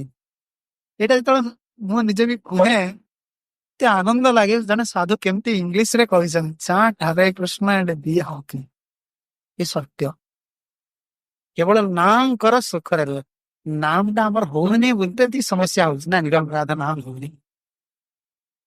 ଜଣେ ଯଦି ଗୋଟିଏ ଘଣ୍ଟା ବସିକି ପ୍ରଭୁଙ୍କୁ ସ୍ମରଣ କରି କରି ନାମ କରିବ ଉଚ୍ଚ ସ୍ୱର, ମହାପ୍ରଭୁ ଉଚ୍ଚ ସଂକୀର୍ତ୍ତନ କଥା କହିଛନ୍ତି। ଉଚ୍ଚ ସଂକୀର୍ତ୍ତନଟା ପ୍ରଶସ୍ତ, ସେଥିରେ ଅପରାଧଟା କମ, କିନ୍ତୁ ନିର୍ବନ୍ଧ ନାମ କରିବାକୁ ପଡିବ। ଗୁରୁଦେବଙ୍କର ପ୍ରଦତ୍ତ ଷୋଳମାଳା ଜପ ସ୍ମରଣ କରି କରି ଗୁରୁପାଦ ପଦ୍ମ ଭଗବାନଙ୍କୁ ଗୌର ନିତ୍ୟାନନ୍ଦ ରାଧାକୃଷ୍ଣଙ୍କୁ ସ୍ମରଣ କରି କରି ପ୍ରଭୁଙ୍କୁ ସ୍ମରଣ କରି କରି ନାମ କରିବାକୁ ପଡିବ। ଏଇଟା ପଜିଟିଭ, ନିଶ୍ଚିତ ଏଟା ବାଉଣ୍ଡ କରିବାକୁ। କିନ୍ତୁ ଯଦି ଜଣେ ଚାହୁଁଛି ଉନ୍ନତ କରିବା ପାଇଁ, ସେଠି ଗୋଟିଏ ଘଣ୍ଟା କେବଳ ବସି ପ୍ରଭୁଙ୍କୁ ସ୍ମରଣ କରି ନାମ କରିବ ଉଚ୍ଚ ସ୍ୱରରେ, ତାର ସବୁ ଜଗତରେ ପ୍ରତିଦିନ କେହି ନ ଜାଣନ୍ତି କବାଟ ଖେଳିକି ସେ ନାମ କରିବ। କାରଣ ବାଦ୍ୟ ନିର୍ଭର କଲେ ଟିକେ ଅସୁବିଧା ହବ। ଏଠି ଭାବ ଅଛି, ପରୀକ୍ଷା କରି ଦେଖ, ଏସବୁ ପରୀକ୍ଷାର ବସ୍ତୁ। ଆପଣ ଏକାକି ଥିବେ, କବାଟ କିଳିଦେବେ, କବାଟ କିଳି ଗୋଟେ କର୍ତ୍ତାଳ ନେଇ ଖାଲି ନାମ କରିବେ, ସେଠି ଭାବଟା ଅନ୍ତର ଭାବ ଅଲଗା ଅଛି, ଭାବ ଅଲଗା ଅଛି। ଏ ଯୋଉ ବାଦ୍ୟ ତର୍ଜକା, ଯୋଉ ତର୍ଜକା ଆଦି ଗୁରୁଦେବ କୁହନ୍ତି, ଗୁରୁଦେବଙ୍କ କର୍ତ୍ତାଳ, ଏଗୁଡିକ ଆମକୁ ରୁଚି ପାଇଁ ସବୁ ଦିଆ, ନା ରୁଚି ଟିକେ ହବ, ଭଲ ଲାଗିବ। ଜଡ ଜିନିଷ ତ ଆମର, ଜଡ ଇନ୍ଦ୍ରିୟ ତ ଚିନ୍ମୟ ଜିନିଷ ଗ୍ରହଣ କରୁନା। କିନ୍ତୁ ଆପଣ ଗୋଟିଏ ଘଣ୍ଟା ଜୀବନ ଖାଲି ପରୀକ୍ଷା କରନ୍ତୁ, ନାମ କରିବେ ବସି ଉଚ୍ଚ ସ୍ୱରରେ ନାମ, କବାଟ କିଳିଦେବେ, କେହି ନଥିବେ, ପ୍ରଭୁଙ୍କୁ ସ୍ମରଣ କରିକି ନାମ କର, କିଛି ସମସ୍ୟା ନାହିଁ। ଜଗତ ଦେଖିବେ, ଜଗତର କିଛି ସମସ୍ୟା ନାହିଁ। ନାମ ସଂକୀର୍ତ୍ତନ ପ୍ରଶସ୍ତ। ପ୍ରଭୁପାଦ ସୁଯୋଗ ଦେଇଛନ୍ତି ମନ୍ଦିରରେ, ଜଣେ ଯଦି କିଛି ନ ଚାହେଁ, ସୁର ତାଳ ନ ଚାହେଁ, କେବଳ ନାମ କରିବ। হরে কৃষ্ণ কৃষ্ণ কৃষ্ণ হরে হরে হরে রাম রাম রাম হরে হরে ନଗର ସଂକୀର୍ତ୍ତନ ସବୁବେଳେ ଗୁରୁଦେବ ଥିଲାବେଳେ ଏଠି ଆମେ ଦେଖିଛୁ ବିଦେଶୀ ମାନଙ୍କର ପ୍ରଥମ ସେବା ଏଇଟା। 4ଟା ବେଳେ ବାଜିଲା ମାନେ ତାଙ୍କୁ ଆଜି ତୁମେ ଯାଅ, ମୃଦଙ୍ଗ କର୍ତ୍ତା ଧରି ବାହାରେ ନାମ କୀର୍ତ୍ତନ କରିକି ଆସ। ପ୍ରଭୁପାଦ ଆଜି ବିଦେଶୀ ଲୋକମାନଙ୍କୁ ପରିବର୍ତ୍ତନ କରିଛନ୍ତି, ବେଳେଚ୍ଛ ଯୋଉମାନେ ଥିଲେ। ଭାଗବତର ବାଣୀକୁ ପ୍ରଭୁପାଦ ସାର୍ଥ କରିଛନ୍ତି। ପ୍ରଭୁପାଦ ନ ଆସିଥିଲେ କେହି ଜଗତରେ ଭାଗବତକୁ ବିଶ୍ୱାସ କରିନଥାନ୍ତି କଳିଯୁଗରେ। କେମିତି ଆପଣ ଏକଥା କହୁଛନ୍ତି ଆପଣଙ୍କର ଗୁରୁ ବୋଲି? ନାଇଁ, ଭାଗବତରେ ସୁଖଦେବ ଯୋଉ ସ୍ତୁତି କରିଛନ୍ତି, ସେ ସ୍ତୁତିକୁ କେହି ପ୍ରତିପାଦନ କରିଛନ୍ତି ଦେଖିଲେ ବିଶ୍ୱରୁ ଜଣେ ସାଧୁ କାଢିଲେ?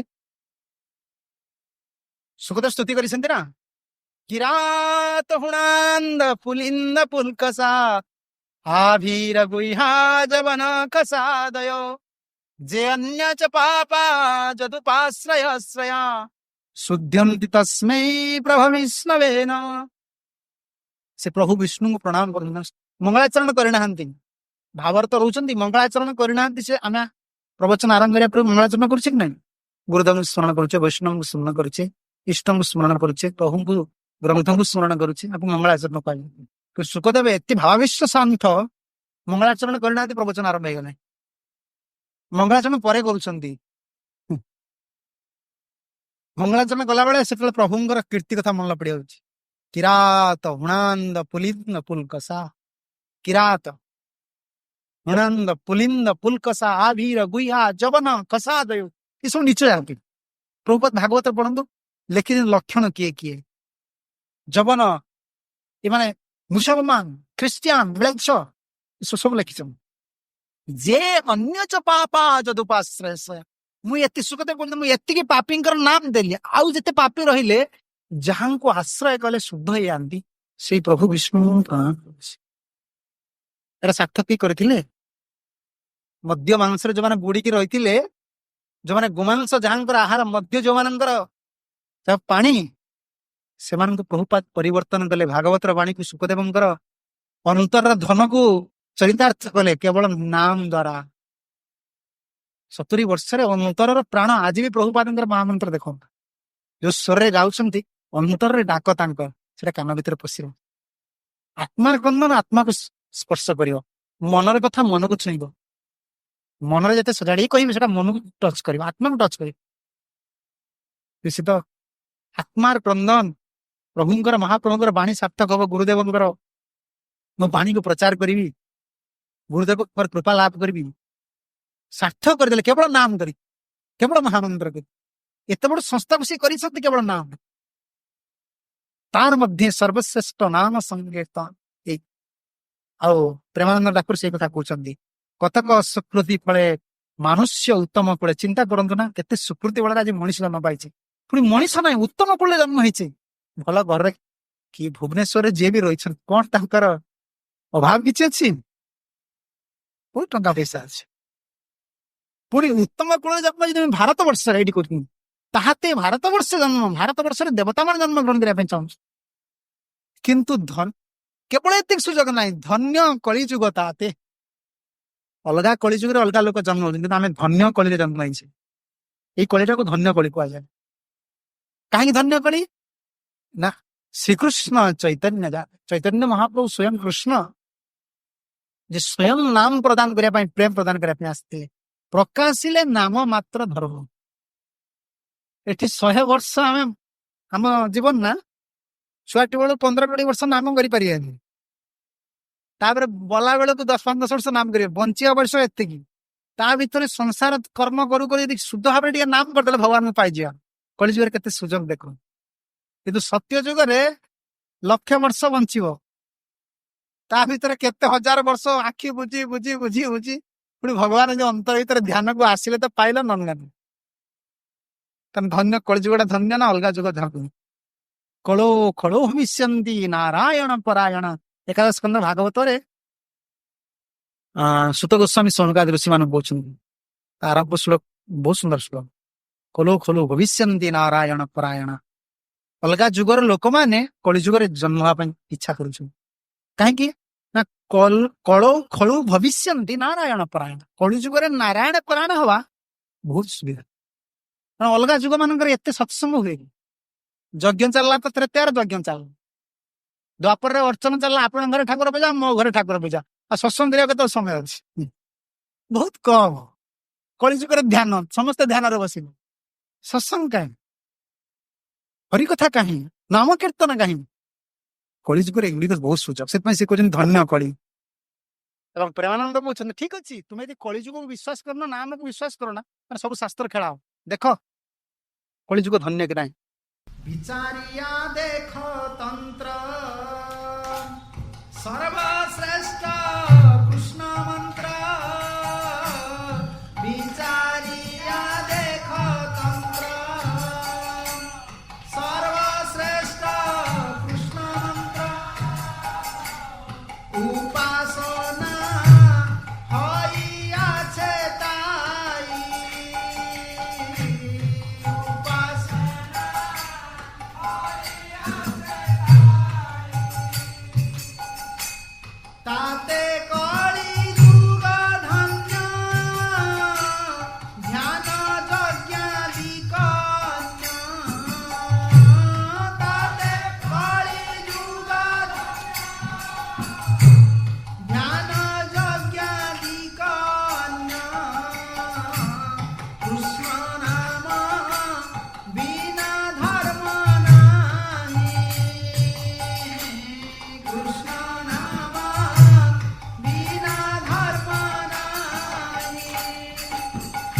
କୃଷ୍ଣ ନାମ ଏ ତାତେ କଳି ଯୁଗ ଧନ୍ୟ। ଠିକ ଅଛି, ପ୍ରେମାନନ୍ଦ କହୁଛି ଯଦି ମୋର କଥା କି ବିଶ୍ୱାସ ନ କରୁଛ, ମହାପ୍ରଭୁ କହିଲେ ନା ତାର ମଧ୍ୟ ସର୍ବଶ୍ରେଷ୍ଠ ନାମ ସଂଗୀତ ନିରପରାଧ ନାମ ଲଇଲେ ପାଏ ପ୍ରେମ ଧନ। ଆମର ବୈଷ୍ଣବ ଅପରାଧ ଆଉ ନାମ ଅପରାଧ, ଏ ଦୁଇ ଅପରାଧ ରହୁଛି ବୋଲି ନିରପରାଧ ନାମଟା। ଅପରାଧ ଶୂନ୍ୟ ହେଇକି ନାମ କଲେ ଭଗବତ ଭକ୍ତି ମିଳିଯିବ। ଅପରାଧ ସେ ଅପରାଧ ପ୍ରତି ବହୁତ ସତର୍କ ରହିବା ଦରକାର। ଏଠି କହିଲେ ବିଚାରିଆ ଦେଖ ତନ୍ତ୍ର ସର୍ବଶ୍ରେଷ୍ଠ କୃଷ୍ଣ ମନ୍ତ୍ର। ଠିକ ଅଛି, ତନ୍ତ୍ର ଆଦି ଯେତେ ସାହିତ୍ୟ ଅଛି ବା ତନ୍ତ୍ର ଶାସ୍ତ୍ର ଅଛି, ଯେକୌଣସି ଜିନିଷ ଦେଖ ତୁମେ କଣ ଅଛି ସେଥିରେ ସବୁ ଶାସ୍ତ୍ରର ସାର ଅଛି କୃଷ୍ଣ ମନ୍ତ୍ର। ଆଉ ଉପାସନା ହୋଇଆଛେ ତାଇ ଶାସ୍ତ୍ର ମାନଙ୍କରେ କେବଳ କୃଷ୍ଣ ମନ୍ତ୍ରର ଉପାସନା କରିବା ପାଇଁ କୁହାଯାଇଛି। ଏବଂ ତାତେ କଳିଯୁଗ ଧନ୍ୟ, ସବୁ ସାହିତ୍ୟରେ ଶାସ୍ତ୍ରରେ କଳିଯୁଗ ଧନ୍ୟ ବୋଲି କୁହାଯାଇଛି। ଆଉ କଣ କୁହାଯାଇଛି? ଧ୍ୟାନ ଯଜ୍ଞାଦିକ ଅନ୍ୟ, କଳିଯୁଗରେ ଧ୍ୟାନ ଯଜ୍ଞ ଆଦି କିଛି କରିବାକୁ ପଡିବନି। କୃଷ୍ଣ ନାମ ବିନା ଧର୍ମ ନାହିଁ। ହରେର ନାମ ହରେର ନାମ ହି କେବଲମ କଲୋ ନାସ୍ତେବ ନାସ୍ତେବ ନାସ୍ତେବ ଗତିରନ୍ଦ। କଳିଯୁଗରେ ଆଉ କୌଣସି ଧର୍ମ ନାହିଁ, କେବଳ ନାମ ସଂକୀର୍ତ୍ତନ, ପ୍ରଭୁଙ୍କର ନାମ ଆଶ୍ରୟ। ଆଉ ମହାପ୍ରଭୁ ସନାତନ ସେଇ କଥା କହୁଛନ୍ତି। ସନାତନ ସରତ୍ୟାଗ କରି କୃଷ୍ଣ କେମିତି ପାଇବ? ଭଜନରେ ମଧ୍ୟ ଶ୍ରେଷ୍ଠ ନବବିଧା ଭକ୍ତି କୃଷ୍ଣ ପ୍ରେମ କୃଷ୍ଣ ଦୀପେ ଧରେ ମହାଶକ୍ତି, ତାର ମଧ୍ୟ ସର୍ବଶ୍ରେଷ୍ଠ ନାମ ସଂକୀର୍ତ୍ତନ ନିରପରାଧେ ନାମ ଲଇଲେ ପାଏ ପ୍ରେମ। ଆଉ ପ୍ରେମାନନ୍ଦ ଠାକୁର ପ୍ରେମାନନ୍ଦ ଦାସ ସେ କଥା କହୁଛନ୍ତି। ଲୋକ କହୁଛନ୍ତି ଆରେ ଆରେ ଆରେ ଭଗବାନ ତ ବଡ ଭୁଲ କଲେ, କଳି ଯୁଗରେ ଜନ୍ମ ହେଇଛୁ, ଏତେ କର୍ମଫଳ ଆମେ ଭୋଗୁଛୁ। ଇଏ ପ୍ରେମାନନ୍ଦ ଦାସ କହୁଛନ୍ତି ବିଚାର କରି ଦେଖ, ଯଦି ନାମ ନ କରିବ ତୁମର କଣ ଅବସ୍ଥା ହବ, ଏବେ ବିଚାର କର। कर्म कर भोग विधाता के अनुजोग कृत कर्म विधाता के से करे अन्याय करे से करे न्याय कर पाप पुण्य पूर्वार्जित ए जन्मे ता परिचित पाप पुण्य पूर्वार्जित ए जन्मे ता परिचित एबे जाता एखनी बापरे एबे जाता एखनी बापरे। ସେ କହୁଛନ୍ତି ଦେଖ କଳି ଯୁଗରେ ଭାରତ ଭୂମିରେ ଜନ୍ମ ହେଇ, ଉତ୍ତମ କୁଳରେ ଜନ୍ମ, ଭାରତ ଭୂମିରେ ଜନ୍ମ, ଧନ୍ୟ କଳିରେ ଜନ୍ମ, ଚୈତନ୍ୟ ମହାପ୍ରଭୁ ଆସିଛନ୍ତି କୃଷ୍ଣ ମନ୍ତ୍ର ତନ୍ତ୍ରର ସାର, ସବୁ ସାହିତ୍ୟର ସାର, ସବୁ ବେଦର ସାର। ପୁଣି ବି ମଣିଷ କଣ କହୁଛି? ଭଗବାନଙ୍କୁ ଦାୟୀ ଦଉଛି। ଲୋକ କର୍ମକୁ କେବେ କେହି ନିନ୍ଦୁ ନାହାନ୍ତି। ଯେତେ ନିନ୍ଦା ଯେତେ ଗାଳି ଗୁଲ ସବୁ ଭଗବାନ ପାଖରେ ଯାଇ ପହଞ୍ଚି, ଯାହା ତ କଲେ ଭଗବାନ, ଯାହା ଭଗବାନ ମତେ ଦୁଃଖ ଦେଲେ, ଭଗବାନ ମତେ ଏଇଟା କଲେ, ପ୍ରଭୁ ମତେ ଏଇଟା କଲେ, ପ୍ରଭୁ କାହିଁ କରିବେ ଆଜ୍ଞା? କେତେ ସୁନ୍ଦର କଥା ଏଠି କହୁଛନ୍ତି। କୃତ କର୍ମ କର ଭୋଗ ବିଧାତା କେ ଅନୁଯୋଗ ସେ କରେ ଅନ୍ୟାୟ କାରକ। କୃତ କର୍ମର ଫଳଟା ଆମେ ଭୋଗୁଛେ। ପୂର୍ବ ଜନ୍ମରେ ଯାହା କର୍ମ ପାପ କରିଛେ, ପାପର ଫଳଟା ଦୁଃଖ ଆସିକି ପହଞ୍ଚୁଛି। ପୁଣ୍ୟ କରିଛେ, ପୁଣ୍ୟର ଫଳଟା ସୁଖ ଆସିକି ପହଞ୍ଚୁଛି। କିନ୍ତୁ ବିଧାତାକୁ ସମସ୍ତ ଦୋଷ ଦଉଛି। ପ୍ରେମାନନ୍ଦ ଦାସ କହୁଛନ୍ତି ପାପ ପୁଣ୍ୟ ପୂର୍ବାର୍ଜିତ ଏ ଜନ୍ମେ ତା ପରିଚିତ। ତୁମେ କଣ କରିଛ ନିଜ ପରିଚୟ କର୍ମରୁ ଜାଣୁନା। ମୁଁ ପାପ କରିଛି କି ପୁଣ୍ୟ କରିଛି ପୂର୍ବ ଜନ୍ମରେ, ଏଇ ଜନ୍ମରେ ଏଟା ପରିଚିତ, ଆମକୁ ତ ମିଳିଯାଉଛି, ଆମେ ଜାଣିଦଉଛେ ନା। ତାର ଲକ୍ଷଣ ଅଜାମିଳ ଚରିତ୍ରରେ କୁହାଯାଇଥିଲା ନା, କେଉଁମାନେ ପୁଣ୍ୟ କରିଛନ୍ତି, କେଉଁମାନେ ପାପୀ କରିଛନ୍ତି, ପାପୀର ଲକ୍ଷଣ କଣ, ପୁଣ୍ୟର ଲକ୍ଷଣ କଣ, ଏଗୁଡା ମୁଁ କହୁନି ଆପଣଙ୍କୁ, ମାନେ ଆପଣମାନେ ନିଜେ ଜାଣିନେବେ। ଯିଏ ମଦ ମାଂସ ଖାଉଛି ସେ ଭାବିବା ଉଚିତ ନା, ଯେଉଁ ପୂର୍ବ ଜନ୍ମରେ 1 ନମ୍ବର ଶୁଦ୍ଧ ଭକ୍ତ ଥିଲି, ସିଏ ନର୍କ ଡିପାର୍ଟମେଣ୍ଟରେ ବୁଲି ବୁଲି ମାଡ ଖାଇ ଖାଇକି ଆସିଛି। ନହେଲେ ମଦକୁ ଆଉ ମଦ ଖାଇବା ଲୋକ ପାଖରେ ଗଲା ବେଳକୁ ତା ନାକ ଫାକ ଆମର ପଡି ଯାଉଛି, ସିଏ ତାକୁ ପିଇକି ହଜମ କରିଦଉଛି। ଆଉ ସେଠି ନର୍କ ଡିପାର୍ଟମେଣ୍ଟରେ ଗରମ ଲୁହା ପିଇକି ଆସିଛି ବୋଲି ଏଠି ଯେଉଁମାନେ ମଦ୍ୟପାନ କରନ୍ତି ନର୍କପୁରରେ ତାଙ୍କୁ ଅୟ ପାନ ନର୍କକୁ ନିଆଯାଏ। ଅୟ ଲୁହା ତକ ତକ ହେଇ ଫୁଟୁଥିବ ତାକୁ ପାଟିକି ଖୋଲିକି ଜମ ମାନେ ମଗରେ ପିଇକି। ଆଉ ଯିଏ ଲୁହା ପିଇଛି ଗରମ ଲୁହାକୁ ତାକୁ ଏଇ ସ୍ପିରିଟ ଗୁଡା କଣ କଷ୍ଟ ନାହିଁ, ସେ ଢକଢକି ପିଇ ଯାଉଛି। ହବ ଏଟା। ତେଣୁ ଯିଏ ମଦ ମାଂସ ଖାଉଛି ତାକୁ କଣ ବୁଝିବାକୁ ପଡିବ ନା ସେ ପୂର୍ବରୁ ଏକ ନମ୍ବର ସାଧୁ ଥିଲା ବୋଲି ନା, ନିଜ କର୍ମର ପରିଚିତ ନିଜେ ଜାଣିଦିଅ ସେ କହୁଛ। ସେଥିପାଇଁ ପାପିର ଲକ୍ଷଣ କଣ, ପୁଣ୍ୟର ଲକ୍ଷଣ କଣ, ସେଣିକ ମଣିଷ ଚାରି ଚାରିଟା ଲକ୍ଷଣ ଦେଇଛି, ଜାଣିଦେବା ଦରକାର। ଆଉ ପାପ ପୁଣ୍ୟ ପୂର୍ବାର୍ଜିତ ଏ ଜନ୍ମେ ତା ପରିଚିତ, ଏବେ ଯା ତା ଏଖନି ବା ପରେ। ବହୁତ ସୁନ୍ଦର କଥା ହେଲେ, ଏଇ କଥାଟା ବହୁତ ଖୋଜୁଥିଲେ ଆଜି ପାଇଲି। ଆଜି ପଦାବଳି କୃଷ୍ଣ ପଦାବଳି ଖେଳ ଖେଳ ଭଜନଟି ମିଳିବ। ବେଳେ ବେଳେ ଲୋକମାନେ ପ୍ରଶ୍ନ କରନ୍ତି, ଆମେ ଯୋଉଟା କର୍ମ କରୁଛୁ ପରେ ଭୋଗିବୁ ନା ବର୍ତ୍ତମାନ ଭୋଗିବୁ? ନା ପୂର୍ବର କ୍ଷୟ ଯଦି ହେଇଗଲା ବର୍ତ୍ତମାନ ପୁଣି ଷ୍ଟାର୍ଟ ହେଇଯିବ, ବର୍ତ୍ତମାନ କର୍ମ ଫଳ ପୁଣି ଷ୍ଟାର୍ଟ ହେଇଗଲା। ହଁ ବୁଝିପାରୁଛନ୍ତି ନା? ପୂର୍ବର ଭୋଗଟା ଆମର କ୍ଷୟ ହେଇଗଲା, ଦୁଃଖ ସବୁ ସରିଗଲା, ପାପର ପ୍ରତିକ୍ରିୟାଟା ବର୍ତ୍ତମାନ ସରିଗଲା। ବର୍ତ୍ତମାନ ଯୋଉ ପାପ କରୁଛି ତା ବି ଏଇ ଜନ୍ମରେ ଷ୍ଟାର୍ଟ ହେଇଯିବ। ଅଧିକ ପାପୀ ଲୋକ ମାନଙ୍କର ଏଇ ଜନ୍ମରେ ଯୋଉମାନେ ଅଧିକ ପାପ କରନ୍ତି, ବହୁତ ଦୁରାଚାର କାମ କରନ୍ତି, ସେମାନଙ୍କୁ ଏଇ ଜନ୍ମରେ ବି ଦଣ୍ଡ ଷ୍ଟାର୍ଟ ହେଇଗଲା। ବହୁତ ଅଛି, ଯେମିତି ବହୁତ ବଡ ଚୋରକୁ ପୋଲିସ ଖୋଜି ଖୋଜି ପାଇଥିବ, ବହୁତ ବଦମାସ କରିଛି ଚୋରକୁ ପୋଲିସ ହଇରାଣ କରିଛି, ପୋଲିସ ଆଗେ ପାଇଲା ମାନେ କରି ପକେଇବ, କୋର୍ଟକୁ ଯାଇକି ସେ ଜେଲକୁ ଯିବା ପୂର୍ବରୁ ଏତିକି ଦିନ ହଇରାଣ କରି ଏତିକି ତୋର ରେକର୍ଡ ଅଛି, ଆଗେ ତା ରାଗ ସୁଝେଇବ, ଷ୍ଟାର୍ଟ କରିଦବା, ଧରିଲା ମାତ୍ରେ ଷ୍ଟାର୍ଟ କରିବ। ଯୋଉମାନଙ୍କର କୋର୍ଟର ବିଚାର ହେଇନି ପୋଲିସ ତାଙ୍କୁ ବାଡି ପାରିବ, ଯୋଉଟା ଅତି ଦାଗି ଗୁଡାକ ଧରିଲା ମାନେ ବାଡେଇବ। ଯୋଉମାନେ ଅଧିକ ପାପ କରୁଛନ୍ତି ନା ତାଙ୍କୁ ଏ ଜନ୍ମରେ ଷ୍ଟାର୍ଟ। ଏଠି କହୁଛି କୃତକର୍ମ ଏବେ ଯା ତା ଏଖନି ବା ପରେ। ଏଇ କର୍ମର ଫଳ ବର୍ତ୍ତମାନଠୁ ଷ୍ଟାର୍ଟ ହେଇଯିବ। ଯଦି ପୂର୍ବ କର୍ମ ଫଳ ଭୋଗି ସାରିଲେ ପୁଣି ନ୍ୟୁ କର୍ମ ଫଳ ଷ୍ଟାର୍ଟ ହେଇଗଲା, ଯାହା କର୍ମ କରିଛି ଏବେ ଆଉ ଯାହା ଷ୍ଟାର୍ଟ ରହିଲା ପୁଣି ପରେ ଇଏ କଟିବନି ଏକା ବାକି ଖାତା। ଇଏ ମାରବାଡି ଭାଇ ମାନେ କଣ ଦୀପାବଳିରେ ବାକି ଖାତାକୁ ସବୁ ପୁଛି ଦିଅନ୍ତି, ପୁଣି ନୂଆ ଷ୍ଟାର୍ଟ କର। କିନ୍ତୁ କୃଷ୍ଣଙ୍କ ଛଡା ବାକି ଖାତା ଆମରି ସୁଝିବନି, ଦୀପାବଳିରେ ସୁଝିବ। ହଁ, ଦୀପାବଳି ଦିନ ବଡ ଦିନ, କୃଷ୍ଣ ଯଶୋଦା ମାତାକୁ ବାନ୍ଧିଥିଲେ, ଯଶୋଦା ମାତା କୃଷ୍ଣଙ୍କୁ ବାନ୍ଧିଥିଲେ ସେ ଦୀପାବଳି ଦିନ। ଆଉ ସେଇଦିନ ଖାତା ବନ୍ଦ କରିବାକୁ ପଡିବ। ଯଦି କୃଷ୍ଣଙ୍କୁ ଆମେ ବାନ୍ଧି ପାରିଲେ, କେମିତି ବାନ୍ଧିବେ ମହାପ୍ରଭୁ ଏଠି ଦଉଛନ୍ତି ଉପାୟ। ତା ମଧ୍ୟରେ ସର୍ବଶ୍ରେଷ୍ଠ ନାମ ସଂକୀର୍ତ୍ତନ, ନିରପରାଧେ ନାମ ଲଇଲେ ତାଏ ପ୍ରେମ। ଯଦି ଜୀବନରେ ଖାତା ପତ୍ର ସବୁ ବନ୍ଦ ବାନ୍ଦ କରିକି ବାକି ଖାତା ଆଉ କିଛି ଲୋନ ସବୁ ବନ୍ଦ କରିକି ପ୍ରଭୁଙ୍କ ପାଖକୁ ଯିବା ପାଇଁ ଚାହିଁବା, ତା ନିରପରାଧରେ, ଅପରାଧ ମୋ ଜୀବନରେ ନ ହଉ। ଭଜନ ମୋର ଅଧିକ ଦରକାର ନାହିଁ, 16 ମାଳା ଭଜନ ହଉ କିନ୍ତୁ ଅପରାଧ ନ ହଉ। କିନ୍ତୁ ଲକ୍ଷ ମାଳା ମୁଁ ଭଜନ କରିକି ଅପରାଧ କରିବ ଆବଶ୍ୟକ। ମୋର ଭଜନ 16 ମାଳା ସଠିକ ଭାବରେ ଗୁରୁଦେବ ସଠିକ ନାମ କର, କିନ୍ତୁ ନିରପରାଧ ନାମ। ନାମଟା ନିରପରାଧ ହବା ଦରକାର। କେବଳ ନାମ ନିରପରାଧ ନାହିଁ, ବୈଷ୍ଣବ ଅପରାଧ ପ୍ରତି ସତର୍କ ରହିବା ଦରକାର। କାରଣ ସେବା ଅପରାଧର ନାମ ଅପରାଧରେ ପଳେଇବ।